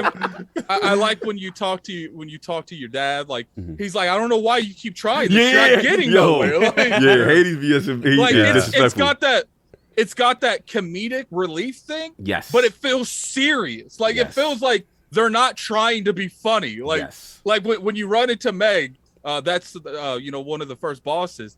She's always like, and what's funny is like it has that mental capacity that when you run into her, it's acknowledging that she has served you before. Like she's killed you multiple times. You run into her, she's like, why do we keep doing this? You're not. And then when you finally beat her and you get back to her, she's like, I guess we have to do this again. Like she's not as extra after you actually beat her the first time. And like they got this hub world, and what I really enjoy about it, and like when you beat the first boss, because when you die, you go back to this hub world. Everyone does. So when you beat the first boss, she's in that hub world when you die again.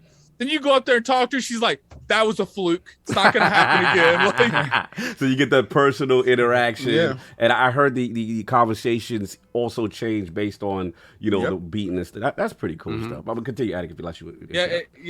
And what I like, I just like the energy and the atmosphere of this game. Like, and you can and what's funny is like the game isn't even like in terms of design.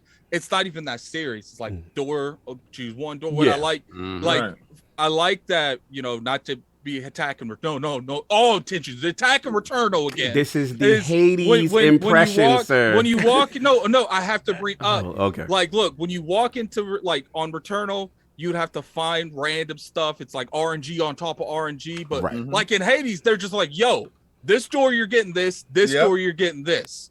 Yes. So if you already got if you don't need no more keys because you've unlocked every weapon, then you just go for the other door. But it's like you don't get that option in Returnal. And I really like after really playing this, it makes me want to go back and like really dive into Dead Cells. Like because like when I play this game, it's like you can build your character how you want to build it. Like when you see the little lightning thing pop up, you're like, all right, I need the lightning dash. Yep. Let me get that door. Right. And then when you go through that door and lightning dash isn't a choice, you're like, man, that sucks. But what I like is after you beat every boss, they let you go into like this pool thing, and they let you sell back some of your moves. So, like for instance, if I would get like the goddess of wisdom's dash or something, and that Zeus wasn't available because I like the lightning one. Yep. When you beat the first boss, you're like, yo, I'm gonna sell you this love one or this wisdom dash, and then I'm gonna try to get the dash I want to get. Right. So like I appreciate the options, I appreciate the atmosphere, I appreciate the combat. This is damn near a perfect game. Like it really is. Like high praise, no doubt. Saab, I know you're waiting. And I know I didn't play this when it first came out. Yes. And I have So I have a question. Here we go. Was it robbed last year during Game of the Year? Never. No, it wasn't. It wasn't. Like look, As much as you want it to be, We done that it. game. That game was amazing. The game is amazing. It is, but I can't realistically give that game over Last of Us Part 2. Like, and we can't admit, like, was it robbed? Saab, it was nominated for damn near every event. Like, it was in every category. What you mean it was robbed? It was robbed. It's praise. All right. That game took more awards home than I think almost anything else there. Like, No doubt. but it didn't take home the most important award. Go ahead, King. Because you're ready. Let's go, King. Now, first and foremost, Let's get it. I never told you that it was a bad game because I didn't play it. Right. So, but you were raving about this game. You were out there, and I respect it. Right, I really do, because that year God of War won and Spider-Man didn't. I just don't respect God of War compared to Spider-Man. And that's just my opinion of it. Spider-Man is the real winner. And you feel that like I feel Red Dead was a real winner that year. Right. No, we're not even going to approach that. Yes, let's not do that. That's in the bushes. Let's do that. Let's do that. Yeah. But okay, so you feel like Hades is a real winner, right? So I'm playing Hades, and I look over to wifey, and I was like, yo, because I'm going back and forth on our Twitter rant because you felt that you wanted to fly close to the sun. So yeah, so you are pretty close to the sun for that kind of thought process. Yeah, he went in on Twitter. He went, but he got burnt. And he had to. Yeah. I didn't get burnt. Well, hey, listen, look, Twitter guys, you guys know exactly what happened to him. We're not gonna go there. What's funny is what happened to everybody was agreeing with Saul. Actually they weren't. You know what's crazy? I got the numbers on Saul's tweets. You know what's crazy? I got mine too. There. I'm at 50,000. Yeah. You know what's crazy? Mm-hmm. Saul like lived two different lives this week on the same spectrum. Like Saul's getting praised for his Hades tweet, and I'm getting slandered for mine. Like, continue. So I put the game in, and I'm playing it, and I look over to wifey, and I'm like, because I'm tweeting at the same time, and I said, Saab said this game is better than The Last of Us 2. She said, what is he, crazy? Right? So for that, a person that doesn't play games, but visually, she went off the visuals, but she also knows the emotional connection that I had with The Last of Us 2. Two different games, not even the same. But as far as a roguelike game, and Addict saying that it's pretty much damn near perfect, I can't put it over Dead Cells for certain things that Dead Cells does for me, right? And I really appreciate what Dead Cells does. Who told you about that game too? You did. No, I'm not saying that you didn't. Thank you. No, didn't I give you your roses when you did? I just want to throw it in your face right now. and I purchased every DLC that came down the pipe for that game, right? So it's no fluke. Now, Hades, what Addict alluded to and what he spoke about is the awareness that the game has. The game is totally aware of everything that you've done. I've died in lava, and I came out the blood pit, and I'm talking to the dude when I first come out, and he's like, "Yeah, running around the lava, it's not a good idea, just standing there like an idiot." Like, I'm like, "Wow, bro." And sometimes he'll give you like little clips of how not to die at that point. Like, obviously, you just don't step in fire for that incident. But like when I got killed by like a Hydra or whatever their name is, like Medusa, whatever. Yeah. Like he's like, yeah, she's a problem. Like I ain't gonna be like it's like Addict loves the Zeus weapon. So my son is playing it at the same time I'm playing it, right? And he hates the way I play the game. I spam my super button, the Y button. I spam the hell out of it, right? That's not how you're supposed to play it. And he's literally getting frustrated with me. I said, "Why are you upset?" Because I'm actually clearing boards without taking any damage. Right? So I had That's Zeus important power. too. That's important not to take damage. Don't take damage. Long distance fighting. He doesn't know about that. He wants to get in there and squabble. This is an upgraded super, right? This is not okay. No, well, even from the beginning, because you have to from the beginning when you do it, you lose it until you knock it off of that opponent again. Right. But no. He's talking about why. Like, I'm talking about why. Oh, you talking about the supers? Okay, yeah. Well, I like that little chase. That B is strong though. Yeah, like, if you get the right thing, it's strong. Yeah, but it's I don't use it like that. And he hates that I don't use it. He hates it. He hates how I play. See, he'll look at Attic and be like, "Oh, I love how you play." Then he go like, "Daddy, I don't like how you play." Like, go to bed. Tell Attic to send you some food. Right? Get out of here. Right? So I'm thinking. I know Sovereign's thought process. Yeah. Artistically, the game is impeccable. Sound choice wise, in every room, the mood sets perfectly. Right? And little cues, because we come from a 2D world. Me and Sovereign's a really different beast. When everybody was running the 3D, we were in Saturn talking about the 2D monster that this thing was. Right, so we still champion the 16-bit, the 32-bit 2D games, and the artistic value that these artists do bring to this space. So I think that's where Hades lives at. Hades lives in this artistic, rich history. Beautiful. Everybody loves Greek mythology. And then to get voice acting in a way, and then it tells you a story in the rogue. Like you wake up in the middle of the night, do you want to rest in bed? And then you can go around and find out why you're set on this journey, what happened, who wronged who. So we all know in Greek mythology is about lies, betrayal, and deceit. And we're finding out what's going on. And you'll get invested in this game in a different manner opposed to any roguelike that I've played. And they interweave that into the core gameplay of a roguelike. That's what makes it special. It's beautiful. So we all know that the gods like to interfere, right? and they're interfering in such a way with a child that Hades doesn't want them to talk to those family members, right? So these family members, because he knows what they're about. And he's like, you don't mess with them. And he's talking to his wife about, these people, how they interfering with their kid. And then they do what Hades doesn't want them to do. And the kid is doing all this stuff. And you got to pay for construction of the house. I think this game... Sound like Game of the Year to me. No.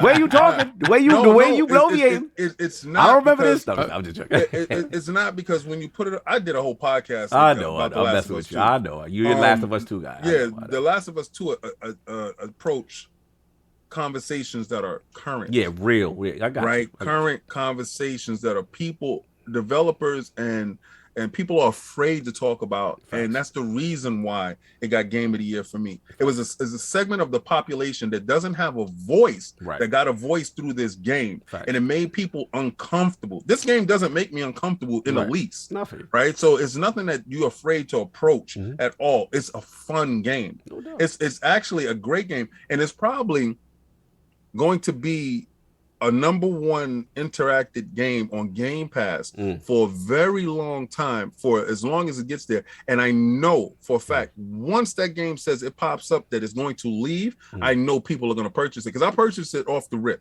off of the respect for Sovereign. Right then and there, I said, let me purchase this game right off the rip. It's really good. Let's be like, it's crazy that this kind of caliber game that hasn't been on PlayStation and Xbox all this time comes into the Xbox ecosystem on Game Pass. Yeah, it's a huge gap. It's a huge gap. That is a big that is a big thing. Like it Phil really Dominus Maximus really because now see what that does. What that does is people that well, I mean, let's be real. There's a lot of people that have both consoles, especially the PS4 and the PS4 and the Xbox One. Like, so now when Hades drops on these consoles, people's like, yeah, I'm getting that on Game Pass. I'm not even playing that on PlayStation. Right. So you get this kind of mentality with multiple games. People are going to start playing more games on Xbox because they're used to playing on Xbox. Yeah, we'll get to it. I want to get Saul because he's been waiting patiently. Sir. Sir, so you had some comments on Twitter about... I did. I got my first taste of like king level smoke. Yes. I don't go in all the way. Like I can't do it because listen, even with the little wink winks, I got two people that were like, "Why are you hating on other people's game?" And I'm like, "Oh Jesus Christ!" I can't do what King does. King throws out grenades and he wants it all back. Yeah, he wants like, I can't do are it. still commenting on that Hades post. Yes, that tweet. Like, you know how I know when a tweet gets big? When I see people starting to tweet me in Spanish. When You transcended. When you start crossing over into different languages, some French dudes or whatever was on, I was just like, wow. For clarity, Lord Jake, Saul's tweet. The eve? The impressions had 100,000. Yeah, 100,000. He says, I just want to give a big shout out to all you frauds that should have played Hades last year. But I digress. Enjoy your 2021 game of the year. So that set up a firestorm, and Saul the King were going at it. But Saul, now that why don't you read mine? Oh, that's super smoke. I'll get to it in a minute. 1 second. But like the thing is, Saul, like now that everyone is experiencing what you experienced already, like what are your thoughts about it now that everybody's kind of like loving this game that you kind of championed? I'm excited everybody's playing it. I'm excited that people, and it's one of those games like I forgot who it was in my chat that was like, I don't play those type of games, but after all the discourse, I'm gonna get it. And then the answer I got was like, oh my God. Oh my God. And it's like it has that sort of effect. So going back to last year, why I felt this was my game of the year over The Last of Us. Yes. I love The Last of Us too, for the most part, right? King and I had discussions about certain things about the story that and it's not the things that most people think about. Right. It's when you think about The Last of Us 2 in terms of production value, in terms of story, like in terms of everything around that game that makes it what it is. It still isn't really why we came to games to begin with, right? Okay. Right. When I look at a small game like that, and I'll also talk about like a Dead Cells. I'll talk about a couple of years ago when my game of the year was Celeste. Right.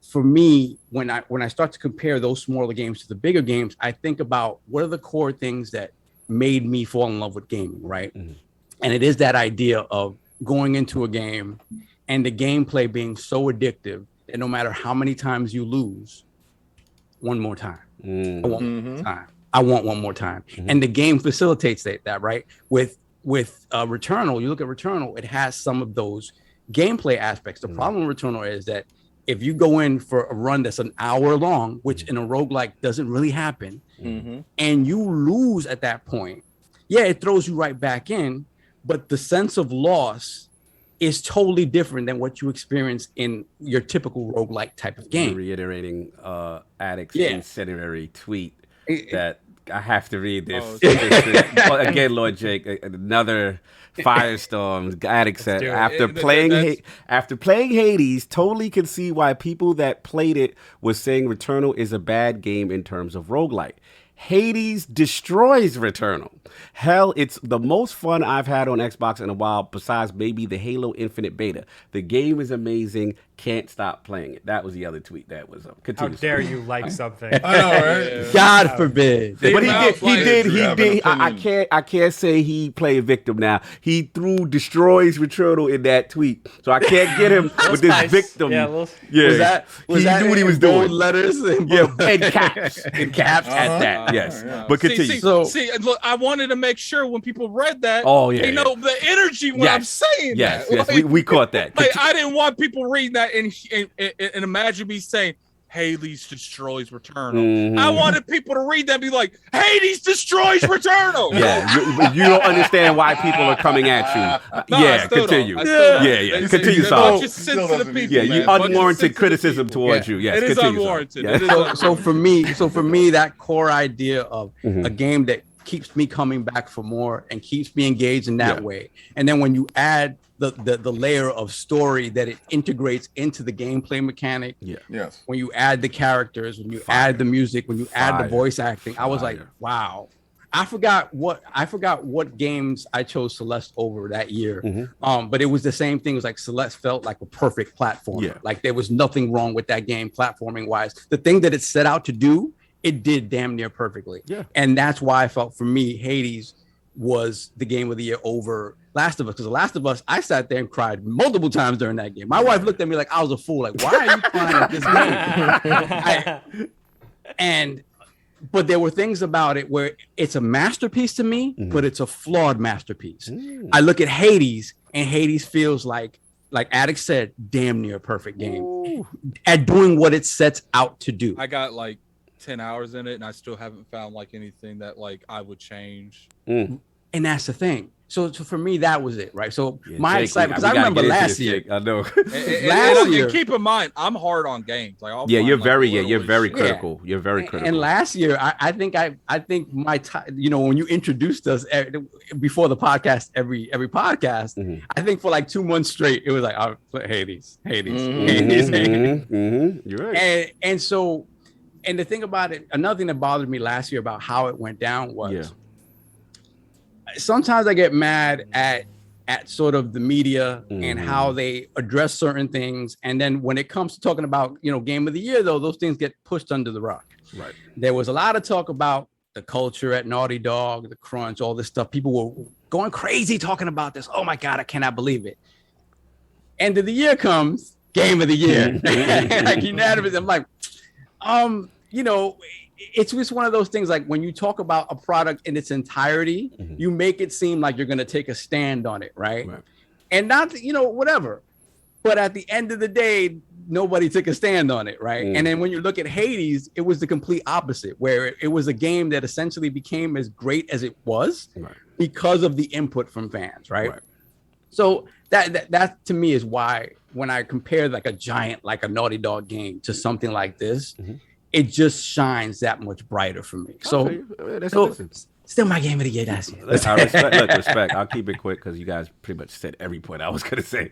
I am definitely fraud alert on me because, I had it on Switch and I'm just like, man, once I knew it was coming to Xbox, I'm like, I want those achievements, Jake. I want, you know what I'm saying? Like, how did that 720 feel for you? It was, excuse me, 540p, sir. 540.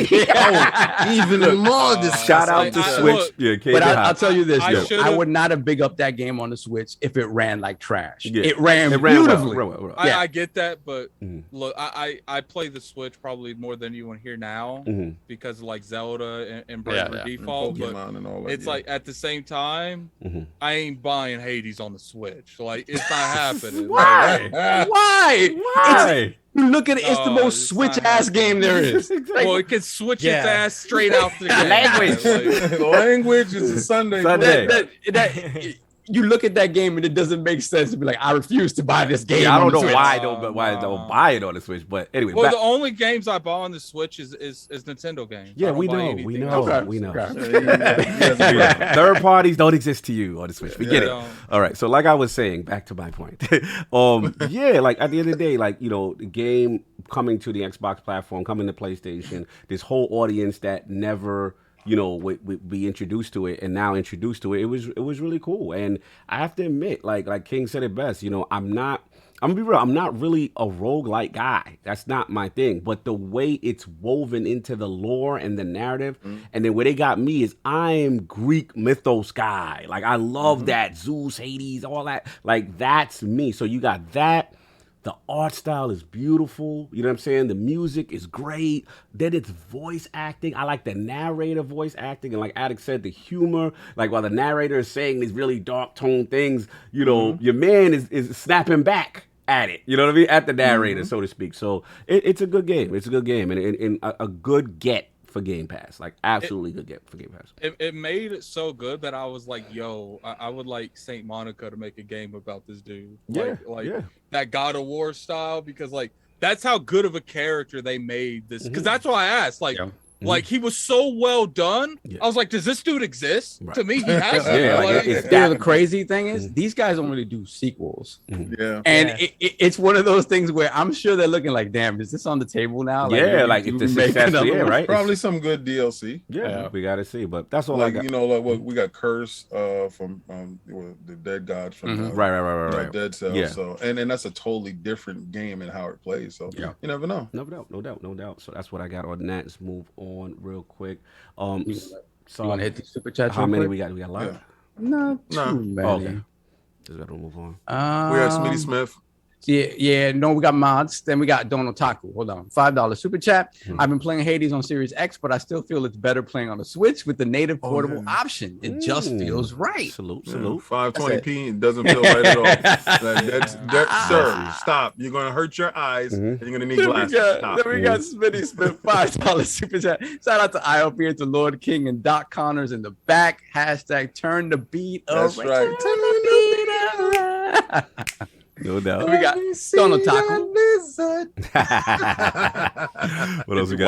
Wow, pause. That's definitely a pause. Hey, that was pause worthy. I didn't go there. Super pause worthy. Let me see that. Turn the beat around. Let me see the lizard. That's all right, let's go next. That's super pause worthy. Look, we're gonna have to clip that. We're gonna have to clip that. We're not clipping that. We are not clipping that. That is not gonna be the clip. You want me to clip that word?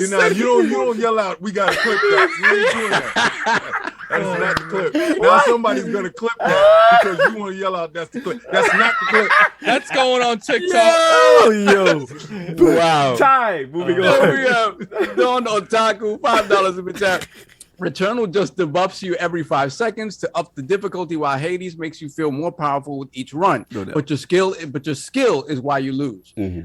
Then we have Raiden Blade, £5 super chat. The God Thunder Sword has arrived. What's good, fellas? I'm so loving Game Pass. I play more games than I would. Let's go Xbox. No doubt. Salute to you. Then Smitty Smith, $5 super chat. Lord Sovereign, thank you, brother, for championing Hades. That game is fantastic.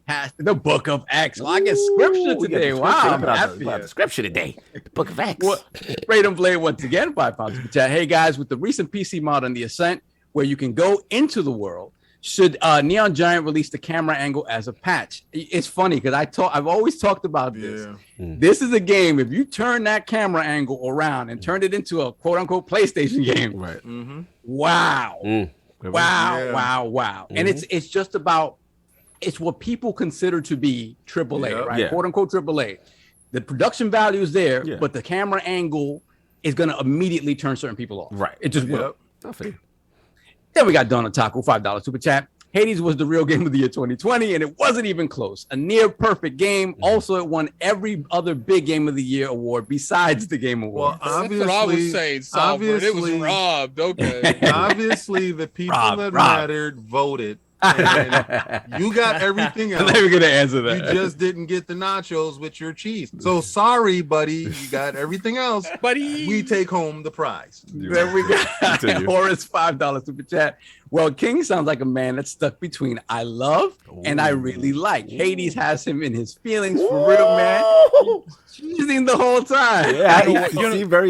You know what it is. Matt killed him a couple times, so he was done. Well, I say this, right? You say I love and I like. Just get both. Yeah, there you go. That's it. What else you got, Saul? Lucius Augustus, $5 super chat. The Last of Us 2 is a great movie, but not a great game. Sav is right. If we're going to celebrate video games and Game of the Year, give it up to games that personify games.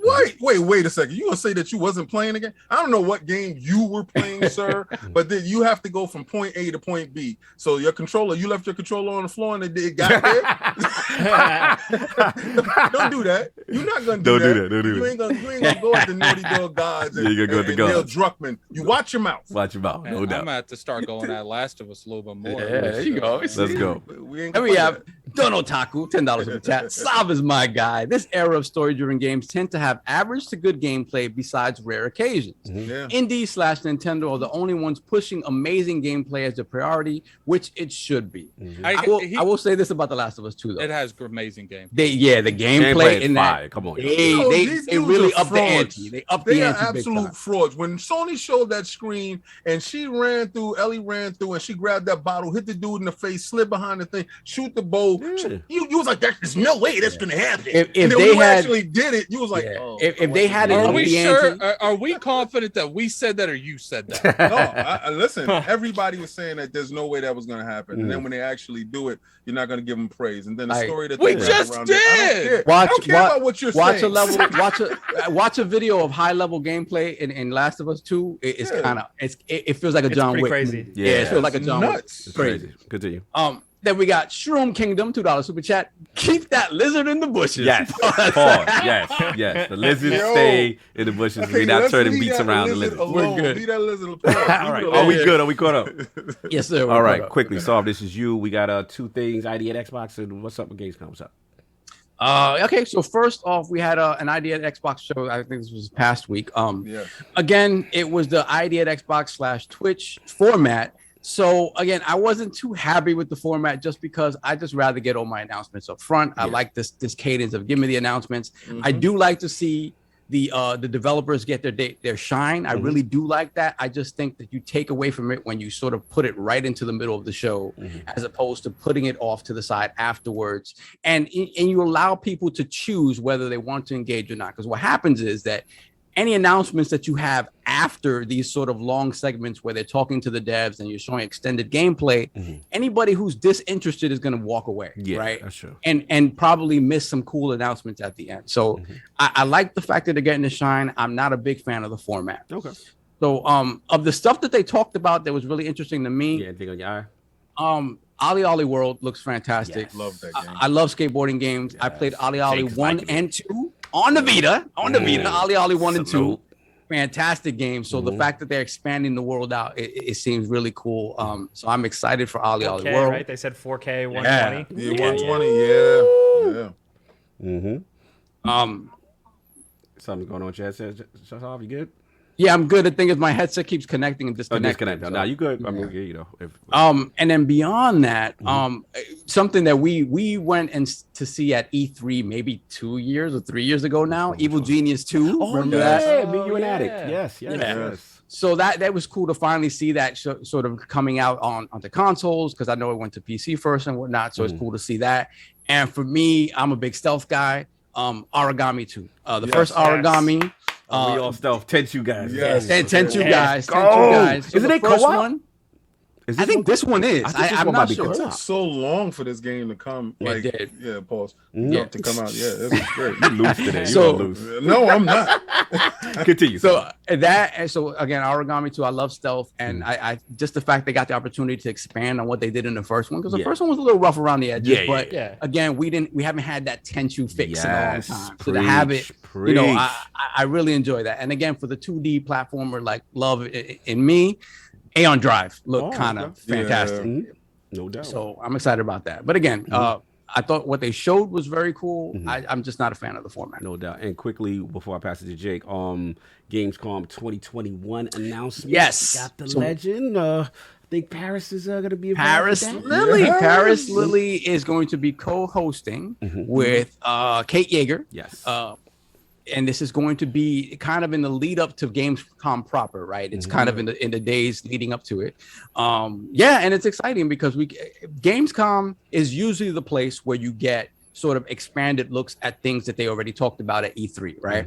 So, but again, because of the way of the world right now, that may not necessarily remain the same. So we could, I would love to get expanded looks at everything else that's coming out this year, and that'd be great. I would love to get a Halo release date. That would be fantastic. I don't want to see any more of Forza. I'm good. I'm you gonna see more? I know. We've seen enough Forza. I don't want to see that. But I'm excited for it. Everything else, though, there could be some cool announcements. Maybe all these sort of these rumored acquisitions maybe could get brought up or something like that. So I'm just excited for what it could be. Okay, no doubt. Let's get Lord Jake in, man. So first, ID at Xbox, did you get a chance to see it? Any standouts for you? And then obviously the Gamescom 2021 announcement for Xbox. Yeah, Sav said pretty much everything. Like same exact things. It was that Origami definitely, and then there was like a game about taking pictures of dogs. I need dumb little things like that sometimes. Like Untitled Goose Game, just like those little goofs that are just nice little digestible things that you just kind of like an appetizer game. So I'll take that. That was nice. And in the Gamescom news, I think the Paris thing is like the coolest thing in the world. Yeah, salute. Like, Salute to him. That's a great There's look. nothing better than just seeing good people that we know and we work with and around do more and be exposed to even more people. Yes. And like who deserves it. Facts. Tenfold. And the good thing about, you know, the pandemic is it gives people more of an opportunity to do stuff they wouldn't normally be able to do. Like, you know, because everything's so digital, it's easier to set these kind of projects up than it was when, you know, everything was so open. No doubt. Now, let me ask Lord Jake this in reference to the games, because this is a big discussion, what I'm about to ask you on ILP as far as Halo Infinite, right? And, you know we're getting close, hopefully, you know, this year with maybe getting a release date.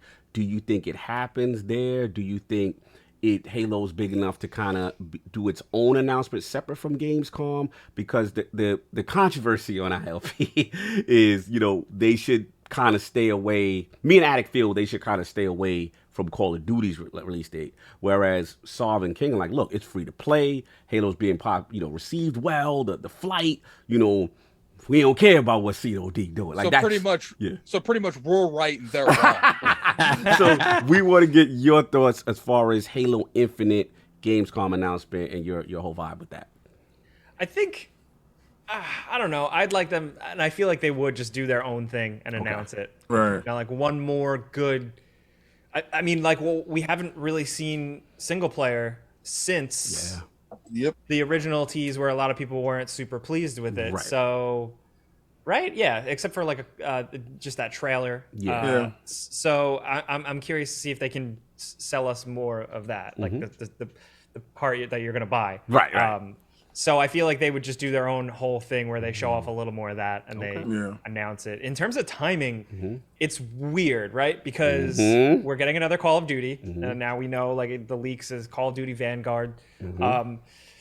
There's in our bubble, in our world, I feel like there's less enthusiasm. It's like some people are starting to be like, all right, Call of Duty, like maybe you should have taken a year off. Right. World War II again. Like we're having these conversations, but then the greater gaming community, they're still just going to buy it. Facts. They're going to buy it every year, no matter what. It's like a Madden. It's like a FIFA. It's like a whatever. The majority of people who play Call of Duty don't even know who makes Call of Duty. Like, So I wonder where Halo can kind of do its own thing. I feel like it can cut out a different, carve a different thing. But then for Halo 2, there's also a huge casual audience too that they are going to have to like, because I have friends and family that are those bros that they only play Call of Duty, and then they also were like, oh, I love Halo, I grew up playing Halo too. So there is that like line that they have to walk.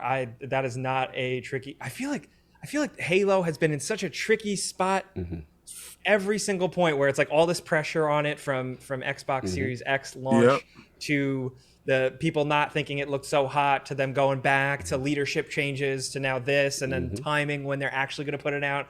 And then there was like a whole pandemic. Like there's a million things kind of against Halo, and you can't just help but root for it because it's Halo. Yeah, no, absolutely. at this point, it's the underdog. At this point, it's Well, going so up crazy, into this, because you got Battlefield showing their single player story now, and looks ridiculous. It looks absolutely insane. So you got to figure out where you're going to place Halo in between these juggernauts that are out there, and at the same time, you got to still continue to look at Apex, which is putting out their seasons. You got to look at Overwatch, and you got to look at all these other stuff where it's going to especially Fortnite is a beast within itself.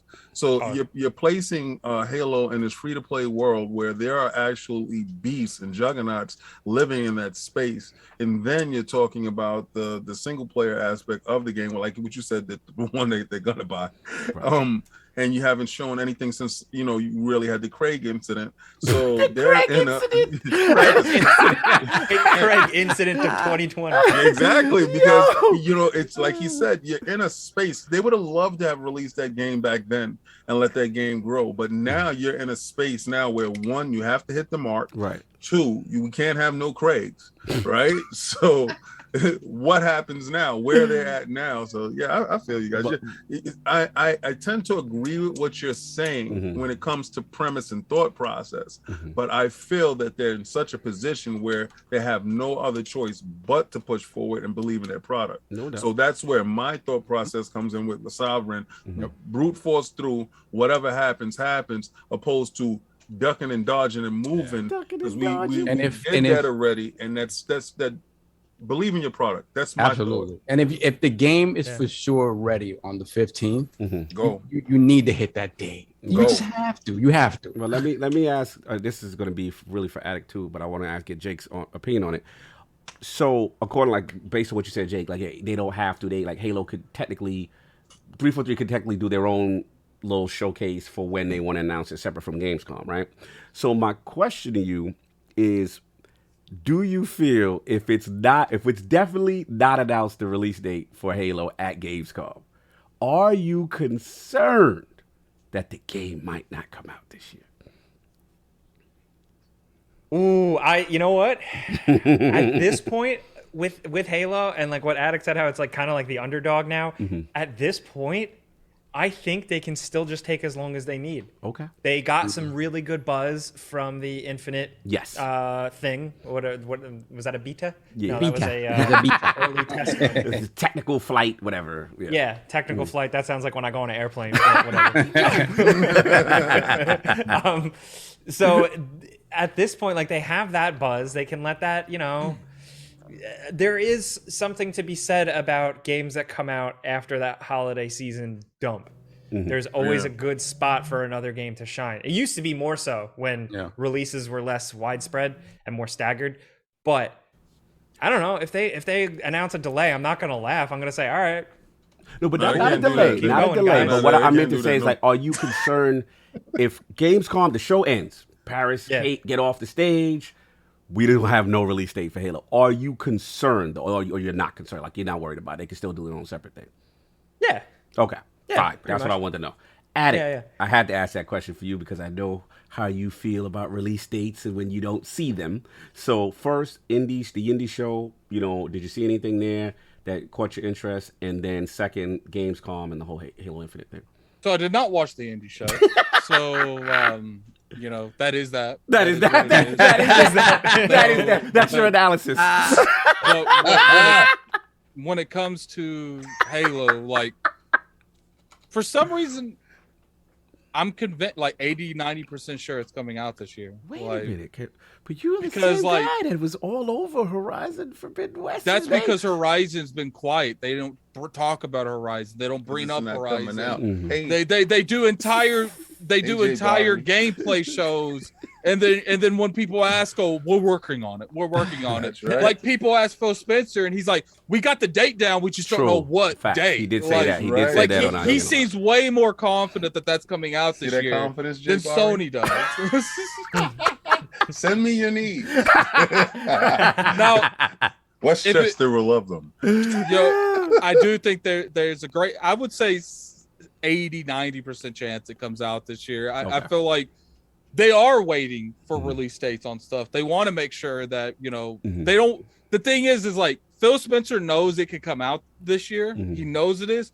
To me, there's multiple variables. He wants to make sure that they say the right release date. He don't want to throw it out. Oh, it comes out in October, November, December, and then have to push it back even a week. You don't want none of that bad publicity. He wants, when he says that game's coming out that day, that game comes out that day. And then plus, I think, they are concerned, maybe not concerned, but they are okay, Call of Duty doesn't have a release date.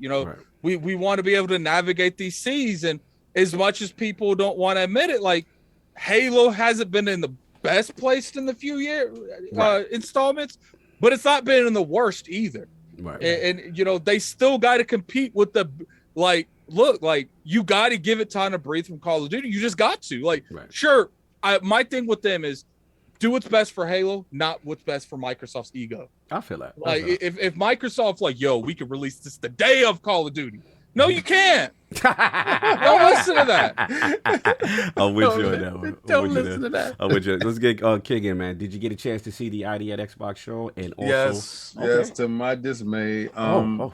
Okay, so now that we know that Twitch is fitting the bill, right? Okay, so Microsoft is like, okay, we want to show ID at Xbox in all their glory, and we want to show developers and stuff like that. And we also want to show content creators because that's a way of highlighting different content creators to give them a platform that they won't normally have. And this is great.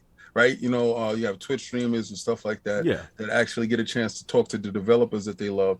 That's a good format, right? And in premise, it works. But for us, news-hungry animals that don't care to hear about Thomas' backstory, well, how he did this, and you know, we don't care about that part. We just want the games. Real quick, King, like, you know what I like about them getting like, you know, influencers such as like Paris Lily on that stage, because like I feel like people like Paris Lily, like in that kind of bracket, we can relate to them better being content creators. So like when people like Paris Lily talk, like what I was just saying is like when people like Paris Lily talk, like you can see like he's a gamer and not like necessarily someone out there that's just a host.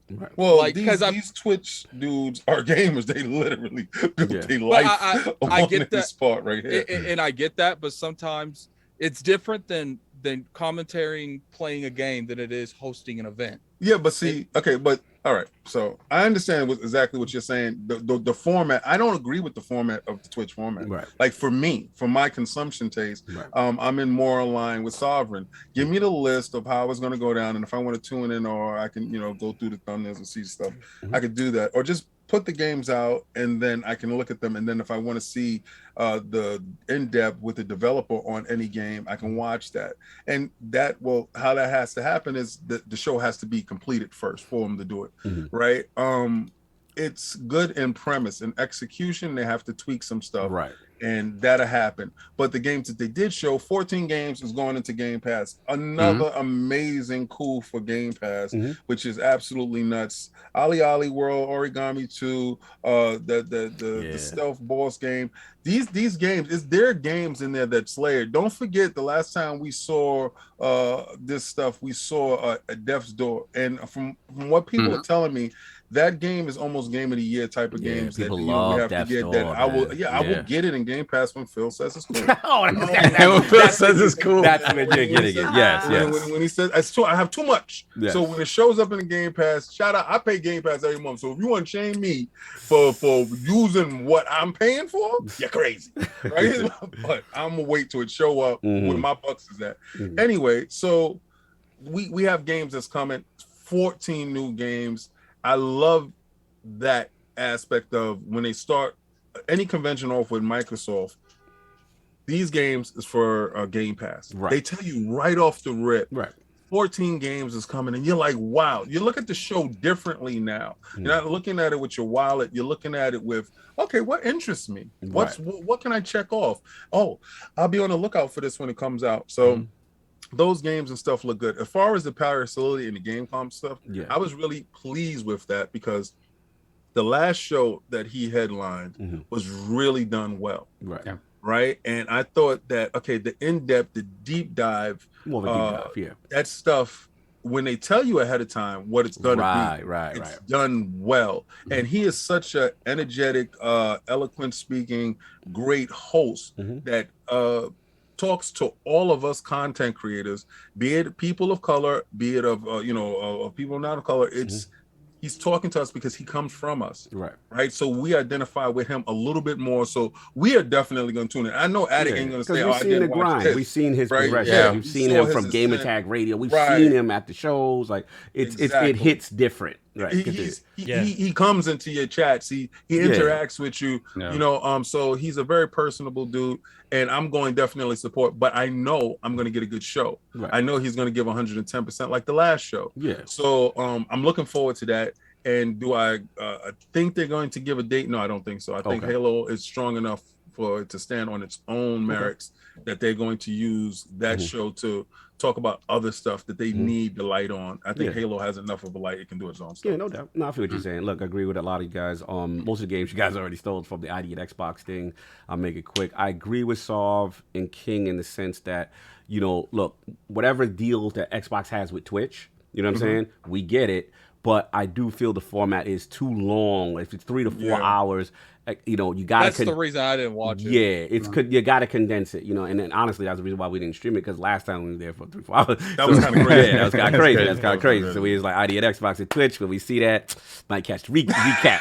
That's just me. That's just me. God bless. God bless. Say less. But at the end of the day, my thing is, you know, the games that were shown, obviously, Jake, what you said, Ollie looks amazing. The art style, cell shaded, look real cool. The customization look fire. You know what I'm saying? Shout out to Matty Plays. He's super hyped from the Final Dude. I talked to him about it. I said, bro, that's the game for you right there. I already see. You know what I mean? So you got that. I thought Inked looked very interesting, very cool art style. Then it got real dark, soft, like a fourth wall. The artist drawing on a page, killing characters, throwing them in furnaces. That's the RPG, right? I don't know what it is. It's an RPG, and remember that game? What was that? That comics something from Comic Sega. Zone. Comic Zone. Yeah. And you don't remember how they used to draw the next the panel, and you go to the next panel, and you fight from panel to panel. This dude is dark. It got dark quick. It went from cutesy to dark. So that's that. The Veil was interesting. It was like a game where, again, you use your senses, and salute to the dev, I forgot his name, but you know, it's basically you're playing as from the perspective as if you're blind, and you have to hear stuff. So I want to see how they execute with that. And y'all already said that, Origami. You already know I'm a Tenchu boy. You're like Tenchu all day. So anything that's the spiritual successor of Tenchu with true stealth, because we ain't got enough stealth games, man. I'm always dying on the stealth game. Sword, that's my joint. And the last thing I'll say with that, the Twitch joint, Sarah Bond interview was very important. Right. Like, she dropped a lot of facts there and showing Xbox's commitment to indie game developers and showing how they're getting them the tools, they're getting them the services, and then have them on the storefront if they're in a Game Pass. Oh, I'm sure after that fiasco with PlayStation, they're like, yo, we got to put this in there. there. To me, that was the smartest thing. Xbox. Yeah, that was a different Xbox. Yes. They doing, all right, so the differences that you're seeing now, Sony always used to capitalize on Xbox mistakes. Right. Always 100%. And that's what made you feel good about the platform. Right. You know, that you knew it was a clapback. Everybody like a clapback. Everybody like that smoke. But right now, King, this is how you share games. Yeah, that was a killer. Like that was really a killer. And this stuff, they're doing it in such a nice capitalizing way. Smart delivery. We've seen the capitalization. You saw as far as the storage thing. They threw their dart. Let me tell you something that really happened. So my boy got his PlayStation, right? And he put in his SSD, right? So he wanted me to be there to film it, right? Just in case something goes wrong and he had to send the film to Sony, right? So I'm filming it while he's doing it. So he puts it in. Nothing happened. His joint worked. It's cool. Yeah. So he's playing Ratchet and Clank, right? And he wants to go to Spider-Man. Right. So he's like, yeah. Did you beat this boss or whatever? And I'm like, yeah. He said, well, how? Because I'm stuck here. So he goes and he gets out, goes to the menu, puts in Spider-Man. We have to wait for Spider-Man to boot up, play Spider-Man. He comes over to my house. Right. I'm playing Hades, and then I switch off to Dragon Quest. Shout out to Dragon Quest. Finish my Dragon Quest. Oh, salute. Right, finish that. Shout out. No, the question is, did you finish Dragon Quest or did you BG finish Dragon Quest? What's that?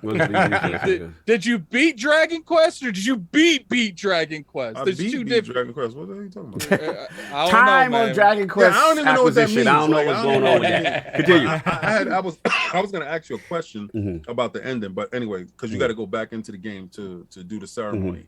So I jumped that, and then we jumped back to Hades. Right. He doesn't have a Series X. Oh, the quick resume. He said, "Yo, what the hell did you just do?" And I said, "Oh, that's quick resume." He said, "Wait a second. How many games you could do that with?"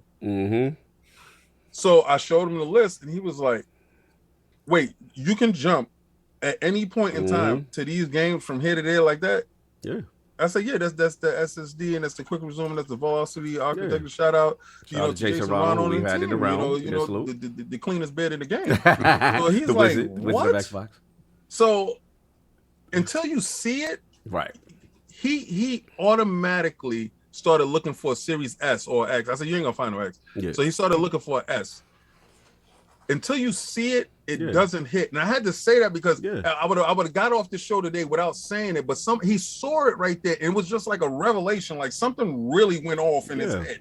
And he didn't understand what it was until they actually said. So it's something magnificent that happened in my house this week. I just had to share that really quick. Respect. I mean, like I said, my final point was just that, like you said, with the capitalizing my mistakes or whatever, but she made a good point and just talking about engagement and how, you know, they're getting like 8 times more engagement and discoverability when the indies are being put in the platform. And salute to them because we've seen, you know, let's be real, at the start of the PlayStation 4 generation, PlayStation was very in front with indies. You know what I'm saying? They did a very good job. Whereas Xbox, everybody's like, yo, what's going on? The ID Xbox program wasn't started yet. And I believe at the time, there was a disparity where Xbox had to fix, where indies were initially complaining. It was the same, the PlayStation issue that they kind of have now. Right.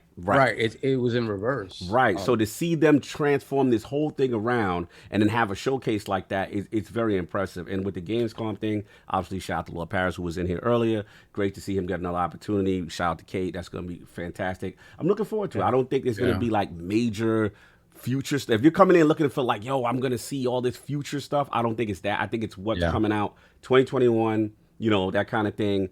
And then, you know, I'll be honest, Jake, I want the Halo Infinite release date. I don't know if it's gonna happen, but I would like that. I do kind of want it. I kind of want it just to know. And you know, the rumors are out here because right now, obviously, Call of Duty got leaked, right? Vanguard, we know the names on LordsGaming.net. We put that out there. But you know, it's out there. And then we're hearing the rumors of GTA.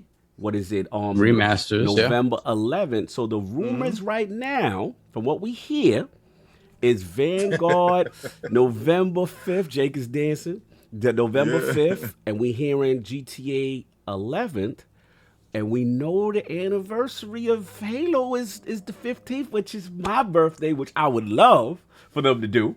So yeah, I mean, I think it could be set up really nicely for them. Get at it. And you have Forza in there as well. And Forza in there, of course. I think they need to pop that off in October. I'm gonna be real with you. You want to get ahead of the game. I think you know, consider November like what's the word I'm looking for? Consider it like a nuclear zone from Fallout. Stay away from this month, Microsoft. I will say this though.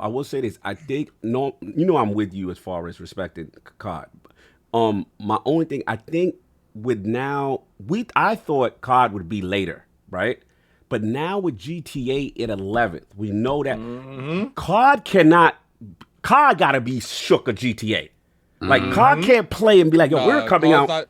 COD's not gonna be shook with this GTA. I disagree.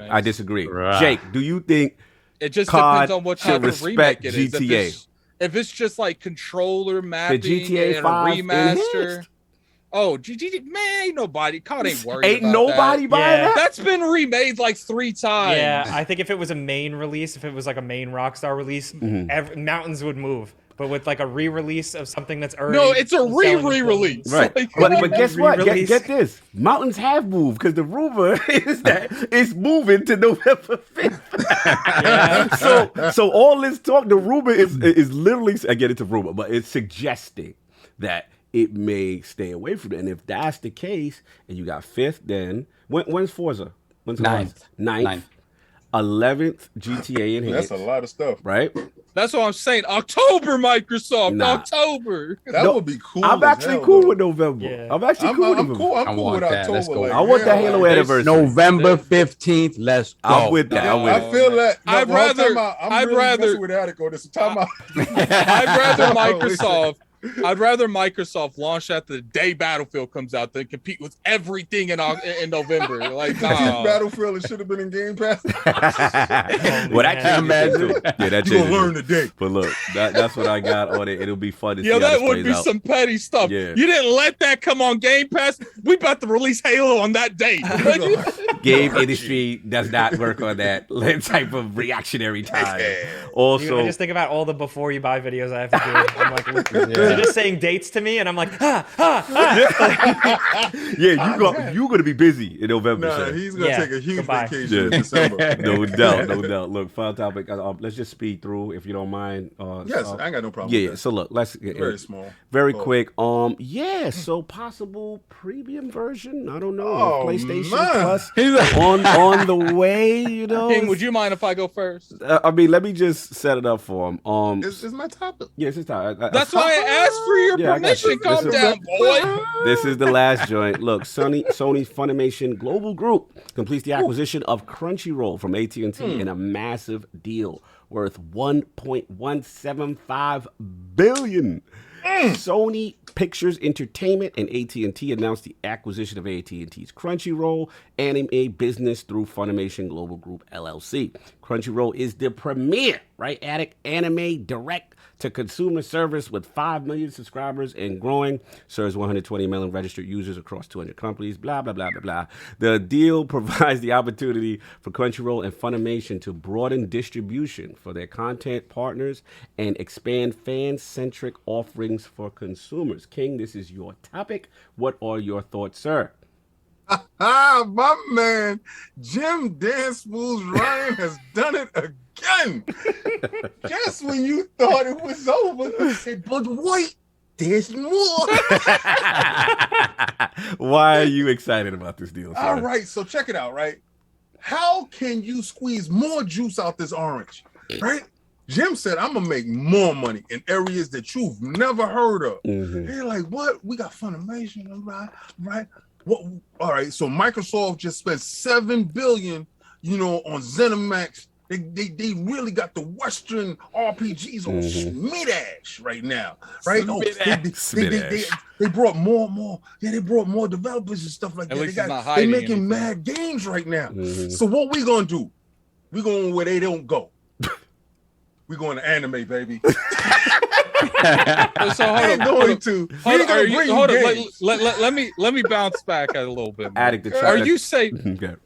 Are you saying that that Sony is a little bit, they're a little bit shook from Microsoft, so they feel like they have to go into an entirely different industry to make the ends meet, just in case. Is that what you're saying? No, what I'm saying is Sony is taking $8 in a different area, right? Microsoft ain't got no anime, right? What we gonna do? Become the anime gods? They want to become the gaming gods in the Western RPG. Jake is dying. We want you to watch Naruto over here. Like when any new anime come out, you like that Berserk? We got Berserk till it hurts, baby. We got so much Berserk. We gonna go Berserk. It's crazy. Like right now, Attack we're on gonna raise the price on your PlayStation Plus just so you can watch more anime. Like That's the commercial. you ever thought that you had Dragon It Ball sound like Z? Crazy Eddie. You ain't got Dragon Ball Z until you seen me. I got Dragon Ball Z. Like you like Kakarot, I'll Kakarot you. We got it for you. Like so right now, all you guys get lapped it up, get ready because it's about to happen. So King, what happens if I'm a PlayStation consumer? How does this benefit me? Well, you like anime, don't you? Yes, I like anime, King. Well, there you go. There you go. Not all that. So All we gonna do is add more money to your subscription. So King, are you implying that PlayStation's they value me as a PlayStation customer, so they're gonna let me bundle Crunchyroll and Funimation with my PlayStation They love Plus? you. They love you. They said since they say our games are movies anyway, why don't we give them more movies? Yo, Why I'm don't done. we just give them more movies? God. Since they put their controller down and watch anyway, forget it. Just take all the gameplay out and let's just give them more Crunchyroll. I'm So done. Crunchyroll is This cracking. is premium messiness. King, are you implying that they do the movie games well, so they doubling down in the movies? They tripling down. I'm done. Right now, this is more of what their fan base wanted. I didn't hear nobody scream. I didn't hear nobody yell. This is exactly what they're looking for. So if you love anime like I love anime, You're gonna see Attack on Titan where? On a PlayStation 5, which is your PlayStation Plus subscription, because you got a next generation console to watch old generation anime. Yo, stop it. Wow. You're messy, sir. You are messy. Moving on to Jake. Hopefully get the voice of reason here, because this king is out of pocket. But Jake, when you heard this whole deal, and obviously Funimation, the CrunchyRoll, You could totally be about to smoke, Jake. It's fine. You're what amongst were friends. your thoughts about it, and then what were your thoughts also of this potential rumor that somehow some potential that they may weave this into a PlayStation Plus subscription tier or something? How do I follow that like stand-up comedy act? That was incredible. That was like perfect bits, mile a minute. That was so good. Thank you, sir. Thank Dude, shout out. Oh my God. I totally should do stand-up. So I didn't actually think about anything PlayStation with this until I saw your show notes before this, just because I saw the news and I was like, wow, that's right. Sony's a big bajillion-dollar company. They make that TV, they make that stereo, they make all these things. Oh, they still make stereos? I didn't know that. I don't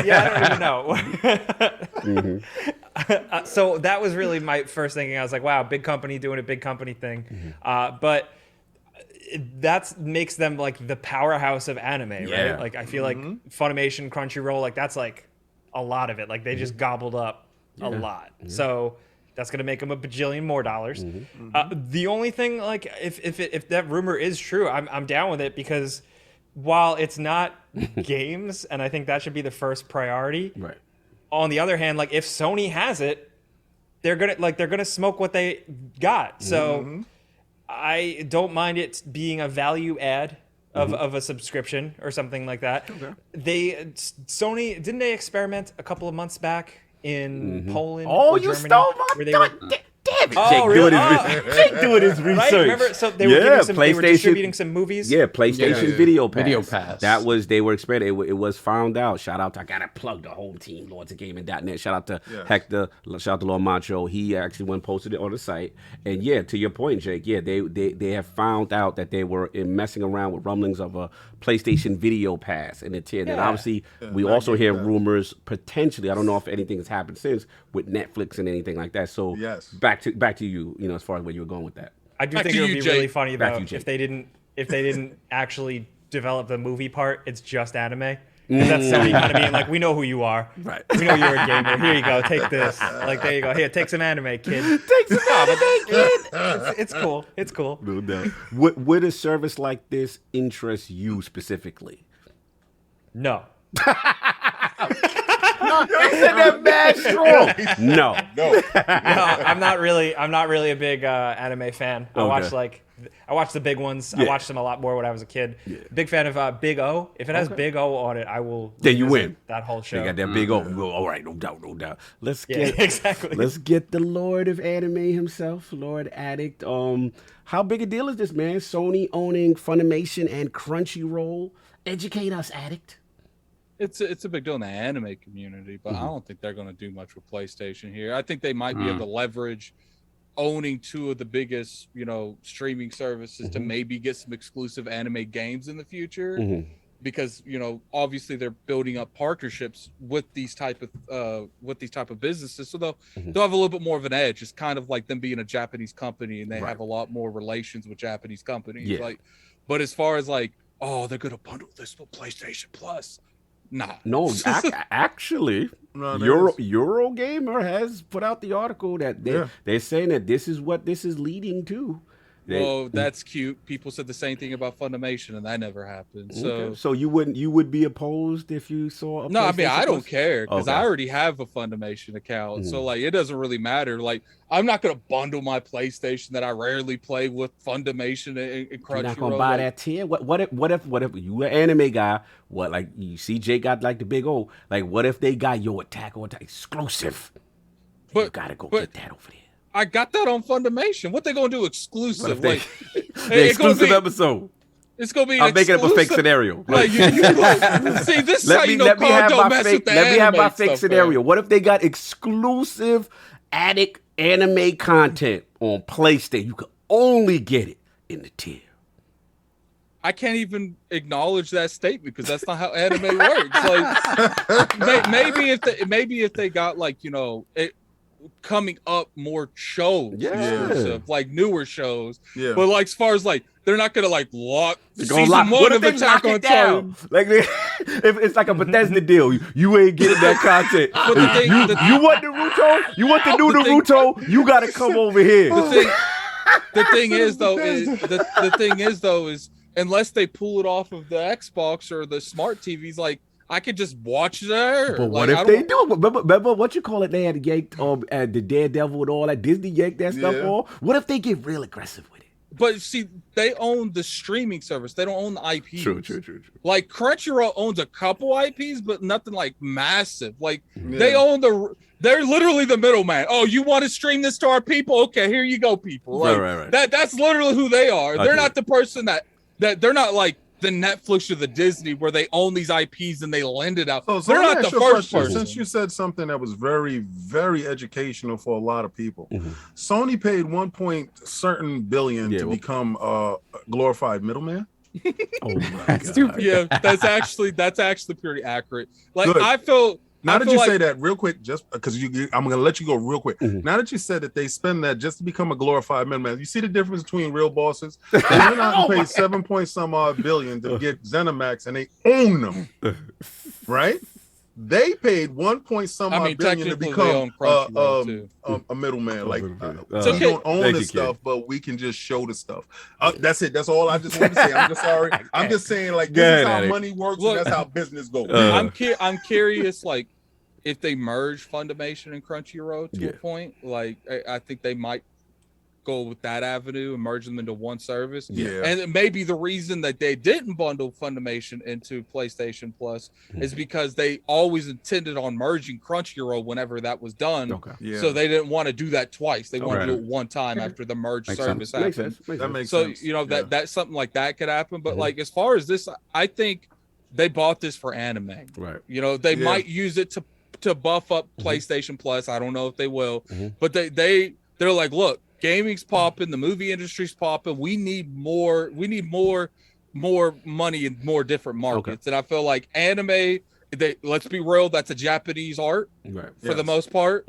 They're like, we already know the majority of the players. Let's get in there. And they bought Funimation. What's funny is they can outbid for anime, but they can't do it for gaming. Oh, like, King, am I not right? You're telling the absolute truth, sir. They keep getting outbid. No, they keep getting outbid by everyone under the sun when they try to get these studios. But when it comes to anime, let's spend $1.4 billion on Funimation. Doesn't it turn into what your priorities are? Right? I mean, because right? Hold on, let me say this real quick. I think the reason that they're tossing that kind of money is because they have a real defining foundation for gaming, and they know that they could use the studios, but they don't need the studios. But they need the Funimation, they need the Crunchyroll, because if they want to be a player, if they want to be a player in that market, they're going to have an established thing. And what's funny is for people that go around clowning Microsoft for not, nurturing studios. Why didn't they nurture a Crunchyroll? Why didn't they nurture a Funimation? When you want to be the best in that franchise, in that industry, sometimes you have to buy the best. Fair enough. Soft for some balance here. Your thoughts on this and the whole situation with PlayStation Plus potentially? I only think it's really relevant as a PlayStation Plus thing if they add it to the service without increasing the price. Really? That ain't happening. That ain't never happened. And there you go. And therein lies the problem. Right. You've already seen that Microsoft is willing to sink money into Game Pass. They added EA Play. They added all this stuff. And they're adding it without increasing the price. May we see a price increase at some point in the future? Sure. PlayStation isn't making this play without increasing the price. Right. It's just not in the books for them to be like to increase value without increasing price. In fairness, solved. The Game Pass Ultimate was created, right? And they added the PC and cloud streaming as a tier. Correct. It did go up. So they could say, hey, PlayStation Plus stays the same, but if you want the CrunchyRoll, the Funimation, all that. But at the end of the day, they know people. But when they added that value, right? The CrunchyRoll stuff is value. Right. Yeah. Then you create a different tier. And I think at that point, you lose. It almost doesn't make sense to add it to PS Plus. Okay. Because it's so game centric, and CrunchyRoll. They're going to add it to PlayStation now. Yes, that makes sense. That's I didn't think about that. That's the play because PlayStation now is the streaming content that they have. Right, it's the streaming platform that they have. Because like to me, what's the point? What's the point in giving people option to bundle a service people are already paying for? Yes. So like to me, that's just make that. So like you want they're them gonna lose money. You want them to have to make. So the thought process is to make people get the additional service of PlayStation Now. Is what to me. You're selling games to gamers. You're selling anime to anime watchers. You're not trying to mingle them like that. Yeah, like, the only way you mingle them, is if you don't charge extra for it and you just add it. And then that's not a cost they're gonna eat. They won't eat that. I got something that is going to blow your socks. What you think? Blow my socks off. They're off right now. Put them on, and then you can blow them off. Pause on you. Sir. First, I'm going to say lizards and socks. Pause. Okay, pause on you and your socks. All right. So, all right. The business little being went off and on top of my head. What you got? Now, like Addict said, maybe they didn't do the whole Funimation thing because they always had eyes on getting CrunchyRoll. Right, so you get CrunchyRoll. This CrunchyRoll thing came really fast in the sense that after the Netflix deal went down, they are trying to leverage something in this space. Now we're talking about streaming arms, right? Netflix is the absolute king when it comes to the streaming media that we have at this moment right now, as far as movies and stuff with that content. And they're actually doing really good when it comes to anime because I've watched a ton of their anime that I really love that's on that program. But what if Netflix says, okay, why don't we merge with Sony on certain aspects, on the streaming aspect of it, right? Do it with the PlayStation Now, because we're trying to figure out how can also be reaching for the stars. Okay. Yeah, but sometimes I hit these stars because I'm 96% right all the time. 95, sorry. 96 is Asa. And this is the business talk. You merge your PlayStation Now with that Funimation, with that CrunchyRoll, and the PlayStation Now, and you tag that on to a Netflix Plus subscription. That's where you going. Right? That's where you and going. the Netflix Plus subscription reaches their all reach of their is huge. Their reach is huge. This turns Sony into a juggernaut that we have never seen in our lifetime at all from any major platform. Let me finish really quickly. And the streaming arm of it is actually easier because that's what Netflix main aspect is. There's no downloadable. They're not worrying about that. They're worrying about streaming it, right? Streaming. Now, you get the Funimation into there, automatically they become the defunct hub for all animation. Every last drop of your interactive eyes is done there through their anime. You bolstered their whole anime catalog. They were trying to get into games at the same time. Yeah, we heard they were trying to get into games. And then you have the streaming aspect where Netflix can throw a couple of games into the PlayStation Now streaming aspect of it. I think this is because you always got to look at partnerships as what do you give me and what can I gain from this, and what can I give you and what can I gain from this. I see Netflix gaming getting into gaming through Sony, and I see Sony getting a stronger arm through streaming through Netflix. I think this is crazy. Colin was talking about this, and he talked about how that if you think about the Netflix streaming platform, right? I don't know how that would apply to gaming, right? Right. Obviously, they need help in that regard. Right. In terms of, we know they have something going on with Azure. We don't know exactly what that is. Let's say the streaming tech that they use in Netflix is applicable in the same way that it would be to games, right? And it's considerably more robust and powerful, whatever the case may be. To King's point, that type of partnership would put them on a level kind of with an amount of reach that we haven't seen before. Right. And then I want to ask Jake this too. You guys are touching on something. We did hear rumblings that they were looking into having a direct competitor to Game Pass, right?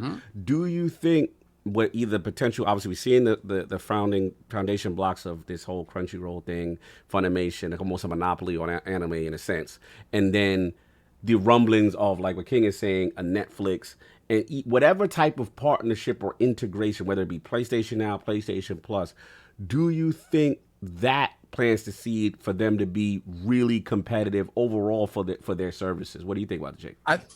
Jake. Yeah, I'm curious about Jake on this one.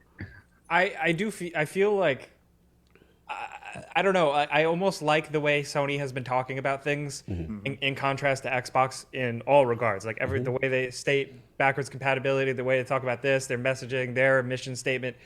So I almost would rather, instead of just it being, oh, this is PlayStation's version of Game Pass, I'd rather them get weird with it. And the only thing like that is leading me to think that could be a thing is what you guys were talking about, this like weird Netflix rumor, them buying Crunchyroll, you know, like there's something else there that they could do. They seem to want to very much do things differently. So I wouldn't really, I personally, I haven't been banking on just like a PlayStation Game Pass type thing. When it comes to the Netflix thing, the reason I don't think that's likely is because Netflix is a big contributor in the anime community too. If anything, they have more going for them in terms of anime than Crunchyroll and Funimation combined, because they actually spend money. They have a lot of original anime Netflix only titles. So to me, trying to combine them in any way actually defeats the purpose and Nintendo going on the not Nintendo and Netflix going on that avenue, because they're spending millions and millions and millions of dollars securing their Seven Deadly Sins, making their own stuff. So to me, bundling with Crunchyroll and Funimation kind of defeats that purpose, because when it comes to anime, they're the only two left. They're just the last two standing. But so isn't these guys the bigger, these two, again, I know nothing of this world. This is you. This is all you. That's why I'm asking questions. I'm not trying to be funny. If they have their own content, is what you're saying, right? Netflix, as far as anime content specifically, they have a lot of anime that they've made, right? But we hear that these two are also dominant in the space, right? You don't feel there's any room for the partnership, or that they would still be competing against them? No, because they both have their own original stuff separated to their own platforms. But to me, putting those together, why would you spend that money? To me, it's you might as well merge the services at that point. Right, that's where I was kind of going. Well, I don't think they would do that, because Netflix has spent so much money establishing that anime market, and to combine. I feel like if Netflix wanted Crunchyroll and Funimation, it would have happened a long time ago. If they wanted some kind of relationship with it, instead of spending billions of dollars establishing and building this anime community that Netflix has, they could have just spent that money and just merged with Crunchyroll and Funimation. No, fair enough.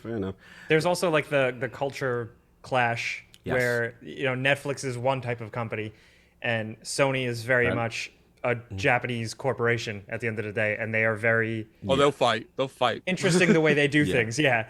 So I get what you're saying with the Netflix thing. It could be whatever. A MacGuffin, not a MacGuffin. A non-starter. Non-starter. A non-starter. Sav, did you finish your point? Then we wrap up. Yeah. I mean, pretty much. I think, to your point, Cog, I think this can be sort of the beginnings of having that quote unquote sort of competitor to Game Pass. But I at the end of the day, it still comes down to the ability to download games natively. Right. And it's never going to truly be a competitor until they're willing to let go of those first parties day and day. And until that happens, they'll have something that's kind of sort of like it, but a direct competitor, nah. Yeah, fair enough. Look, at the end of the day, just for jokes. TV. I had to say it. I had to do it just for jokes. Look, I think it's a good move. I think at the end of the day, I know gamers probably don't care. You know what I mean? But there's going to be interest, I feel, for that genre, and people want anime. Okay, Adam, you say something? And Funimation has improved since they bought them. Right. Like, So their app used to be horrible. Now it's like a step above horrible. But like, question. it's- Do you think they are capable of doing the bonehead? whatever you thing? say, no, they're not. The bonehead thing of what? of forcing Crunchyroll on you. Oh, Funimation that's the strong arm right there. and bringing the price up. Listen. Oh, Listen. I told you, Listen. Addict. You shouldn't have jumped the gun. Yeah, Oh, people God. people can say what they want. so you're saying they're going to merge No, them with? I'm saying, with, are they capable of buying? They bought all of this. And then they're you say saying, this is the new our PlayStation plan- Plus line.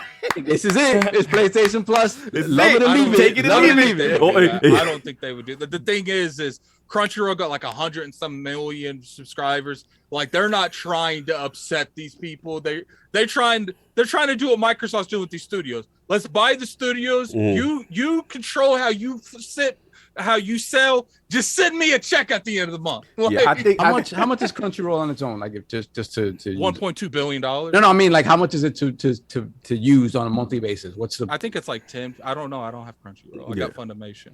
Yeah.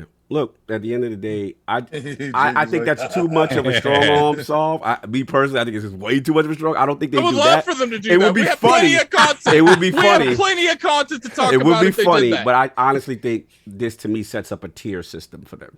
And the same way, it's just the optional thing. If you want this, hey, for $5, this PlayStation Plus Ultimate, you have this and whatever, and maybe Video Pass or whatever it is that they're trying to do with TV and animation is what I think. And at the end of the day, like I understand the move, so that's what I got. But look, we got to get out of here. This show's super long, and Jake got to go to the bathroom or something.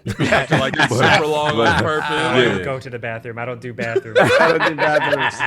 I only create content for everything. That's it.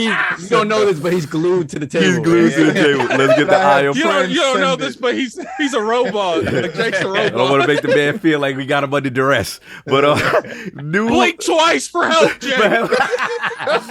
We told you we was gonna do this damn podcast. We told you, Jake. But I ran down on you at Let me stop. Moving on. New LogNet ILP Poll. With more indie or previously exclusive third-party games from other platforms eventually coming to Game Pass, are you more inclined to wait for them to release in the service, King? The choices are A, no, I will not wait on a game or Game of the Year contender. I will buy it regardless of platform. B, yes, the value of Game Pass is a no-brainer, especially if I know the game on the other platform is a timed exclusive. Or C, I don't care, y'all beta boys doing free labor for these developers. Those are the choices. Please rock the vote when it goes up on IOP. The legendary Jake Baldino staying the Thank you for having marathon, rocking with us the entire time because Video Games Podcast, and of course, GameRanx. Where can the fine people find you? What else do you have going on, sir? GameRanx, I'm the Before You Buy videos, and I do a news show every Friday on GameRanx. I've been doing it for 6 years straight, never taken a week off. Nice. It's the most fun we have with any videos on GameRanx. So if you've never watched, I'd say just tune in Fridays. It's the video with the all caps titles. That's where we have the most fun. And then I'm on Twitter and Instagram at Jake Baldino and YouTube.com/Jake Baldino, where I'm working on. I got a hot Matrix video I'm putting out next week. Nice. Something on 12 Let's minutes.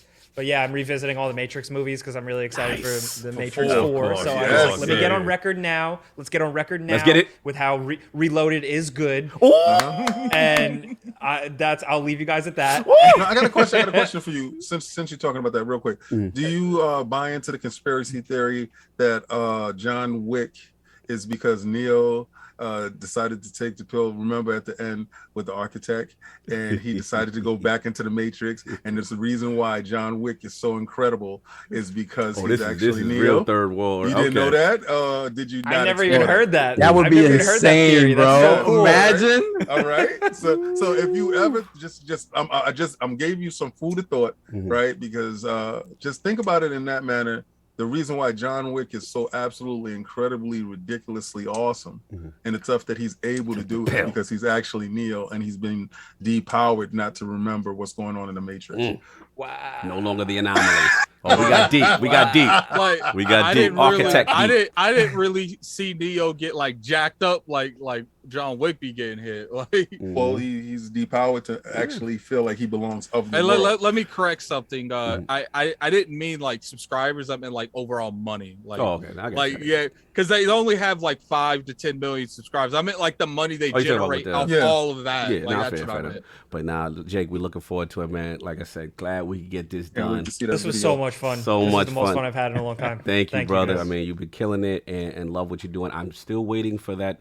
You're going to have to explain yourself with Terminator being better than Terminator 2, but I'm going to let that slide. Until No, you come I out with co-sign video. that. I I'm going to co-sign let it that. till I Tune see in the next time. video and till I get your proper explanation before I pass Gotta judgment. watch that video. Yeah. Okay, I'll work extra hard for it for you to convince you. Because I'm a Terminator 2 fanboy. I think it's the GOAT. I think it's the best of it. But now, salute to you on that. Love the content. Love the video. Thank you for spending your time, brother. Really Yes. means a lot to us. You have no idea. And of course, you know you want to Thank come you back guys. in the realm. You guys, what you do is also incredible. Thank you, brother. And Thank make you so the much. gaming Yeah, world means- better means and so fun. much. So thank you. brother. It means a lot. Lord Sov, where can the fine people find you? What you got going on, sir? We got to do super chat. We will after. Yeah, we do. Oh. Yeah, no doubt. Yeah, big shout out to Jake for coming through, man. Like again, like the whole idea of just on YouTube, be yourself, do what you love, and go into it wholeheartedly. Jake, you've been doing this for over a decade. Like honestly, man, like Yeah. and I love the fact that it's all about being honest to yourself, to your fan base, the people that watch you. I think that's one thing that from the very beginning, like Cog is like, we're just gonna be ourselves here, and that's gonna work. And you know, King believed in it from the beginning, and this is where we are. So big shout out to you. I Love don't know love the about you, content. man, Thanks, but when I'm man. on the podcast, I'm addict with a C. Yeah, When you I'm are not on the podcast. You're a corporate addict. It's an adequate to see. No doubt. No. So you guys can find me. You know what's up. You can find me on BX Sopper and PSN Xbox Live and Lord Sop ILP. Wanting all the smoke on Twitter, apparently. Spicy, Nah, spicy he don't want- hating he don't- smoke. he don't Spicy want none- Sop. He don't want none of that smoke. Hey, Listen, brother, listen. I don't want to pause. I don't want it the way King wants it. yeah, Pause, man. How you gonna say that? turn the And beat then around. gonna lead it Get to your me. lizards out. No. That's how King like. I'm just joking. I'm just joking. I'm just joking. It was We're set gonna up. clip that. We're gonna clip that. It was set up so perfect. That was so. That was just like No, it wasn't. No joke. Stockton to Malone. Addict, It's like, where can the boom. fine people find you, Addict, and what you have going on, sir? You can find me on Gaming Addict on my YouTube channel. You can find me on Twitter. That is the Gaming Addict with a C. That's Addict there. Okay, Yes. that's the Smoke Addict. Unlike stuff I want to smoke. I don't mind the smoke. I live in the smoke.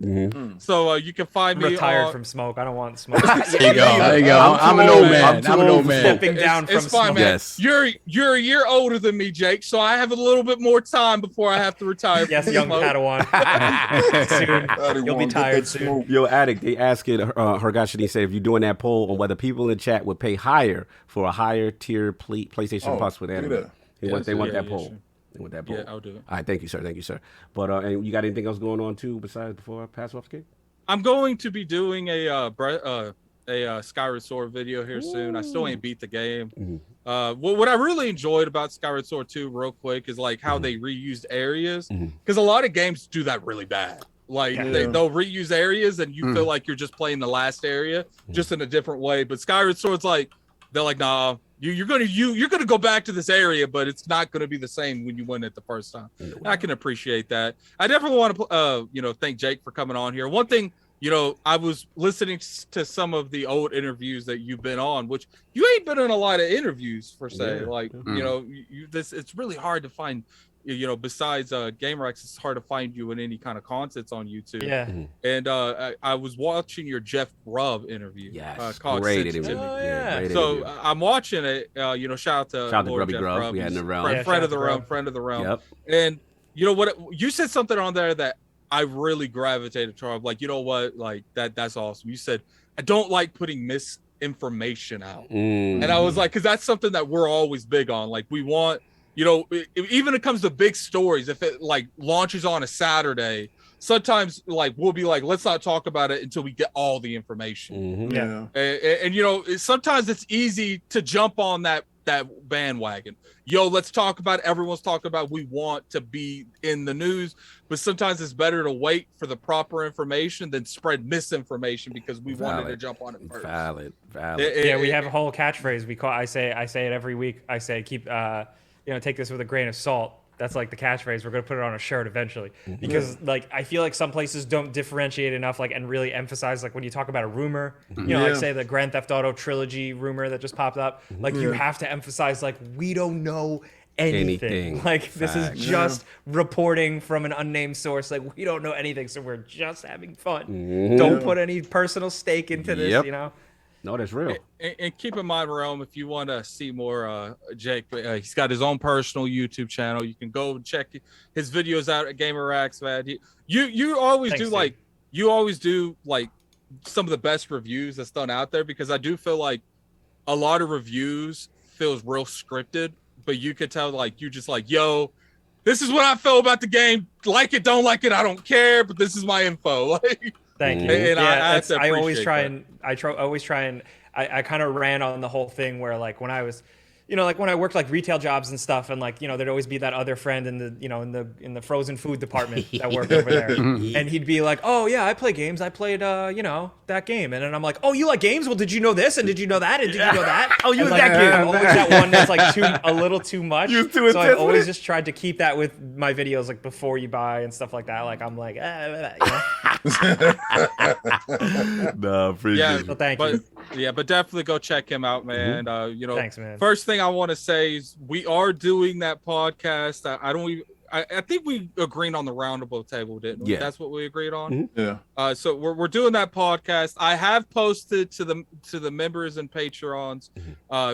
You guys can ask questions. We're giving one each a question. And if you're double dipping, you get asked the Lord's 2 questions. Exactly. And I think we'll be doing that. I think we said next Saturday, right? Yeah, That's when you can do it solved. Yeah, because it's really on solved when his 8 jobs. When his 8 jobs it frees him up. So we'll be doing that. So definitely go to your Patreon, go to the members, look for that post, ask the questions, man. We'll be talking about that. It will be pre-recorded. We'll post it on both of those chats independently. And the first one is going to be public because we want to show you guys what you will be getting if you do a members or Patreon. But here's the catch: we'll only be answering questions from members and Patreon. We won't be answering other questions because we do want to give some value to the people that do support us in that way. And you all support us. You always come through here. IOP would not be where it is without the Realm. Facts. And we do appreciate everyone that comes through here. That's why we try to keep the chat as clean as possible. We want people to feel comfortable talking in that chat. Even Chris Righteous, even Chris Hart. Like we want people that's in that chat to feel comfortable, and we appreciate everyone for coming through that, and especially our mods. We have to give our mods that shout out too. No doubt. And don't forget the poll for Harget Shani because I'm doing it. Yeah, appreciate that. Lord King, y'all, what you got going on, sir? Well, first and foremost, I would like to thank Jake for coming through. Strong Island, that's what's up. You already know. Thanks, man. Saw you at PAX, and I was like, told Kyle, I was like, that's the GamerRanx. Mini fanboy. That's him right there. Getting on the air track. Yeah, we was trying to go home. So, at that point in time, people don't understand that you've worked. They don't know when you go to these shows, you're walking around, you're doing interviews, you're working, your legs are tired, you're mentally drained, and you're still working in your head because you're editing in your head on how you're going to edit your video and stuff like that. Keep in mind, King, they say the end results. They see they don't interviews. They don't see me emotionally and physically destroyed at the end of the day. He correctly said, the Dark Ages. And to hear about your content where you're getting that love. So that's why when I talked about that Matrix stuff, you see, like what you did with the guy, you said the guy, you play video games. I remember. I'm that guy too. Like, so did you think about this? Like that type of stuff. It's a good way to be. Yeah, it's always be enthusiastic with your stuff, and you bring that across so well. And I love that heart aspect of it. You know, it's very hard for people to say that they was in something for 10 years and still have that enthusiastic feel to it, still bring that realism to it, and still stick to their morals. Yes. That part means a lot, because the fact that you didn't go over to the cringe side. This is why that game sucks. Yeah, that type of stuff can get clickbaits, especially if you don't see. I hate everything. You don't see your numbers going up, or you don't see certain things happening at a different time. But to stick by your guns and be real to yourself, that means more than anything. Like, means more than any amount of subscribers that will inflate and deflate at any period of time, because your core base will still stay the same. And I just love the fact, like I was telling Cog, sometimes I get nervous about videos, and I was like, this is really weird. Like, I'm not nervous about this video, because I guess it feels like I've known you for 10 years already or so. So it's kind of crazy, right? I appreciate that. That's crazy. Absolutely nuts. Love, brother. And again, also your candle metaphor, when you use for burning yourself out, that's gonna stick with me. Like, I feel like I'm gonna always remember. I've never thought of it like a candle, and now I can't think of it any other way. So you know thanks. what? If you watch the interview that you know, the Lords did with me and PD and Jake, that was dope. The first time, I remember you brought up that you ate like cereal the first time. He's from the grind. He said that ramen noodles. I was like, yo, I rock with him. He's from the grind. Continue. That's literally the definition of someone coming from the ground floor to where he is now. Yes, you guys can catch me this week. Yes, Friday. DCX is back, baby. Woo! You heard it here. Nice. DCX is back. Statue community stand up. Yeah, this format gonna be a little different. You gonna really like this. This is gonna hit you different. Nice. All right. So as you've seen, there's been an uptake in KOS. Like, you're like, boom, oh wow, boom, oh snap. The statues. Right. So a lot of people know that I'm a huge Spider-Man fan, and you saw with Electro. You're seeing with the Lizard. If you can look up there, you see Sandman is up there. I have his whole rogue gallery, whole Sinister Six, except for Scorpion, and I'm trying to get that statue. It just cost $3,000, and I'm not trying to do that right now. But again, KOS is going up. This is going up this week, and I got a secret unboxing that I'm going to do, and you guys are going to get a chance to see the Red Room. He's finally unboxing a statue of himself. I wish, right? Shout out to ACG. Shout out to ACG. Been telling me to get a statue of myself ACG is forever. hilarious. But this secret statue is going to be unboxed, and I'm going to do the KOS from the Red Room, but you're going to see the statue first and only at DCX. Nice. That's when it's going to go up, and then after that, I put out the video. You catch me on Twitter at King David OTW. If you thought I was going crazy here today, you will see me go buck bananas on Twitter. He's very spicy. Yes. All that smoke. All that smoke that they talking about, I'm about all that smoke. Bring it this way. I'll take that. LordsOfGaming.net. Please go there. Please check out our guys, where I feel that is the best gaming news site on the internet. If you can get a chance to go there and check it out, I'm pretty sure that you won't leave. You will actually stay there. Please go check out LordCognito with Ebontis. Ebontis wasn't there this week. It was Ty Guy Travis with him, and they put in that work. I'm actually got to go finish that video. Addict got something else coming up. I'm watching this stuff every week because of my son. This is kind of messed up, but I got to do it. I love the guy to death, but when my son sitting there like, Daddy, I love his stuff, I'm like, oh God. No doubt. But again, like I said, tremendous episode. Again, thanks, Jake, for pulling up. Love what you had to say. Love your journey, how you, like you said, grew up in YouTube, and then also the decision you've made to keep it positive and to not always focus on that, because it's easy to fall in those traps, and you've created a lane for yourself, and it's just cool to see your journey, man. And again, absolute pleasure to have you. We'll definitely have you back. And once we get back to these shows in person, you know what I'm saying? One of my favorite actually one of my first in-person real interviews of anybody. So you were there. That was one of your first? That was one of my first. Yeah, that was what you were one of my first. You pro'd me. I was like, this guy's a pro.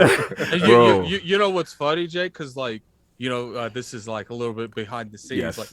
Like part of the audio adapter was plugged in, so it was only one side so of the many audio. issues. And That's how it goes, though. I was because I didn't go to that PAX and I was driving home and called. He's like, "Yo, can you fix this, man? I don't know what happened." Bro, I was like, "Yo, just crushed. I was like, just copy, dude. Literally, the right's the exact same as the left. I'll just copy the left and print it on the right. Yeah, like it's okay." Like, shout out to Addict because again, you're new in content creation, you're new in interviewing people. You were like the biggest interview I've ever like.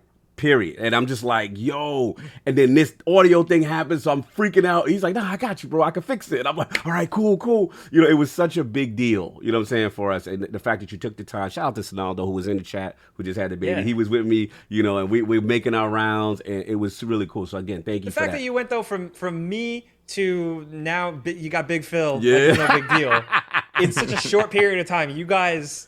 That's incredible. Thank you, brother. And like I said, it meant a lot for you to say that you enjoyed it and stuff like that. And the last point I'll say is that, again, for bigger content creators, and that's why I have that motto. Like, I don't care how big I get or if my star, I'm never going to forget because it's those moments, right? It's those moments you always remember. And I always want to thank you for that. So salute to you, Lord Jake Baldino, my man. So look, we got a ton of super chats. We done held you hostage, so you could bounce if you need to, because we gotta pay the bills.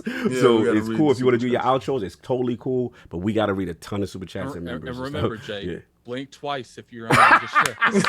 But Jay, it is all good. I do have to go let my dog out. Yes, He's please. gonna pee himself. Enjoy your Thank Sunday, you guys brother. again for this opportunity. Yes. Let's link up. Oh, for soon. sure. I want to actually pick your brains about a couple of things. Oh, the Matrix. Fantastic. Let's work, baby. Let's work, brother. I got you, man. Enjoy your Sunday, bro. Much love. Later, guys. No doubt, no doubt. Saul, you want to get the super chats? Yeah, let me roll back a little bit. Okay, glasses time. Yeah, please. Yeah, he said his he was eyes being gave cute. out. Try to do that check without no glasses. Try to be hot. Let me see 1 second. Was it Smitty Smith? No, we're at Horace. While you're looking for that, someone just brought a good point. What? Members that's in the chat, go ahead and put some questions in for that podcast now, and I'll come to this part of the podcast later and write them down. So any questions that the members in the chat want to ask, put it in the chat now, and then I'll come back later and I'll copy them and put them in the show. No doubt. Yo, Horace is crazy. We got Horace the $2. Which that COD will come out first and Halo will take its knees. Yeah, 100% correct, Horace. Keep in mind, people, like you gotta have that little icon, man, that gesture, that king. I can't remember what the rest of them are, or I can't ask them, man. You gotta have that little. So if you want to be in that show, you gotta become a member during this show, so you can do. We could even. I think there's an option in YouTube. You can set it where they can members only can do in chat. 108 Dragons. Yeah, we got 108 Dragons, $5 super chat. Good afternoon, my guys. Good afternoon, my brother. Yo. And we got Smitty Smith, $5 super chat. Sony. You get anime, everybody gets anime. Just don't forget to blow into your controller. Yo. The Book of X. Messy. And we got J-Dub as a shill, $10 super chat. I thought we bought consoles for games. So Xbox gets bashed in 2013. Now the Sony fanboys, the soy. Oh my God. Sony fanboys are hyped for CrunchyRoll. Well, I own all of the Bleach chapters, so I'm good. # we now believe in anime. He's messy. Then we got Raiden Blade, $5 super chat. King, you said it from the very beginning that the PS5 is a built-in credit card and the price will increase big time. Facts. That's how I got sovereign needs. What are you talking about? Once again, people throwing out misinformation. That's accurate facts. Once they charge you for the rumble and the audio sound and the lip sync, yeah, exactly. Needs was mine. Messy. We were talking about the console there, not the services. Thank you very much. Thank you. People conflating all these things and allowing this man to speak. Hi, we got super chats. Then we got Love them knees. Then we got J Numbers and still $5 super chat. PlayStation is about to get caught from behind like Nasty Nate style. Whoa. AKA Phil, Dominus Maximus, Aurelia Spencer, and Squirrel Master won't be there this time to save the Sony guys. Wow. Yeah, that nasty. I was not feeling that nasty. He done Nate took it there. He done took it there. Nasty Nate and his. Yeah, that's not. Nasty Nate and his lizard. Let's go. Raiden Blade, $5 super chat. Hashtag Christopher Hart. Reply to me in color. Your comment is muted to me in color, bro. If not, keep your comment to yourself. Ladies and gentlemen, let us behave in the chat. What's going on here? Nah, keep it that way. Keep that energy. If he can't follow you with a certain space, then leave him in the space. Then we got Marvin Ginyard, $2 super chat, actually calling out frauds. FYI, Zagreus in Greek mythos is the god of rebirth. So it's a perfect name for him, Zagreus. Then we got Brian Seals, $5 super chat. Netflix would love to get all of the anime ever produced. Yeah, if your members, that's true. If your members don't have to log out to see it all, that's a big win for your service. That will kill. This is what I'm saying. Sony brings something to the table that they can't get anywhere else. And remember, Netflix is dying to dominate in that space. If they could bring those two entities together, yeah, there's a problem. And we got Raiden Blade, £5 super chat. Is that PS5 abandoned thing? It's an app and not a game. I feel it's a demo platform, and PS fans have been hoodwinked. Not nice for them. Bamboozled. Whatever this abandoned thing is, it's just going on for too long. That's the problem. Yeah. And we got Fat Boy Horror. Let's go put the crest in the chat. That's my Fat Sega, Boy bro. Horror. Yeah. Yes, sir. Repping the ILP swag. Facts, Yes, facts. that. He loved that Sega podcast we did. Oh yeah. Beautiful. So, Damn, we got the rubber knob. $5 super chat. I said it the other week. Mark my words. You will see Tap Dance Ryan come out of E3 on stage and say, TV. you'll come out with a Naruto doll. Yeah. A Naruto doll. We're caught up. We're good. That's good. No doubt. That is what I got. Anything else, Attic, we got to do on the business end?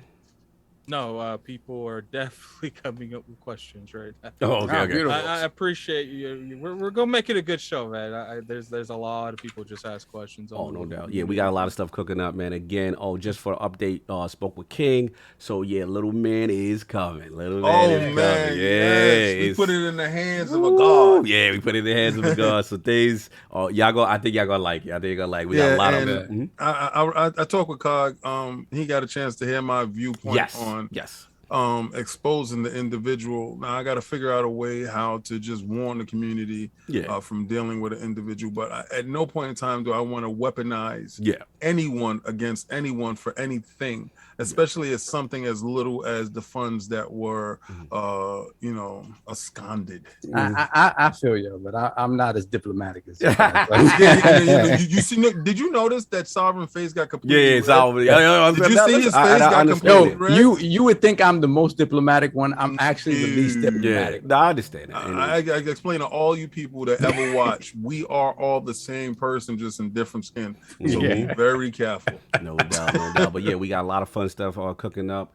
Enjoy a couple more weeks. We will move to 11 a.m. Eastern. Why did you mumble that under your breath? 11 a.m. Eastern. Just getting it ready for football. Week 1 of football NFL will be going. Oh God! Yes, and it's 17 weeks this year. Yeah, but no, we're not doing a whole joint. We're rocking all the way till like January. It would be good. But look, that's all. He said, "Oh, we're not gonna do the whole joint. We're just gonna take it all the way to the limit." Yeah, almost to the limit. 75% of the way. 2022, baby. But look, that's all I got. Everybody, enjoy your Sunday. We out. Peace. Out.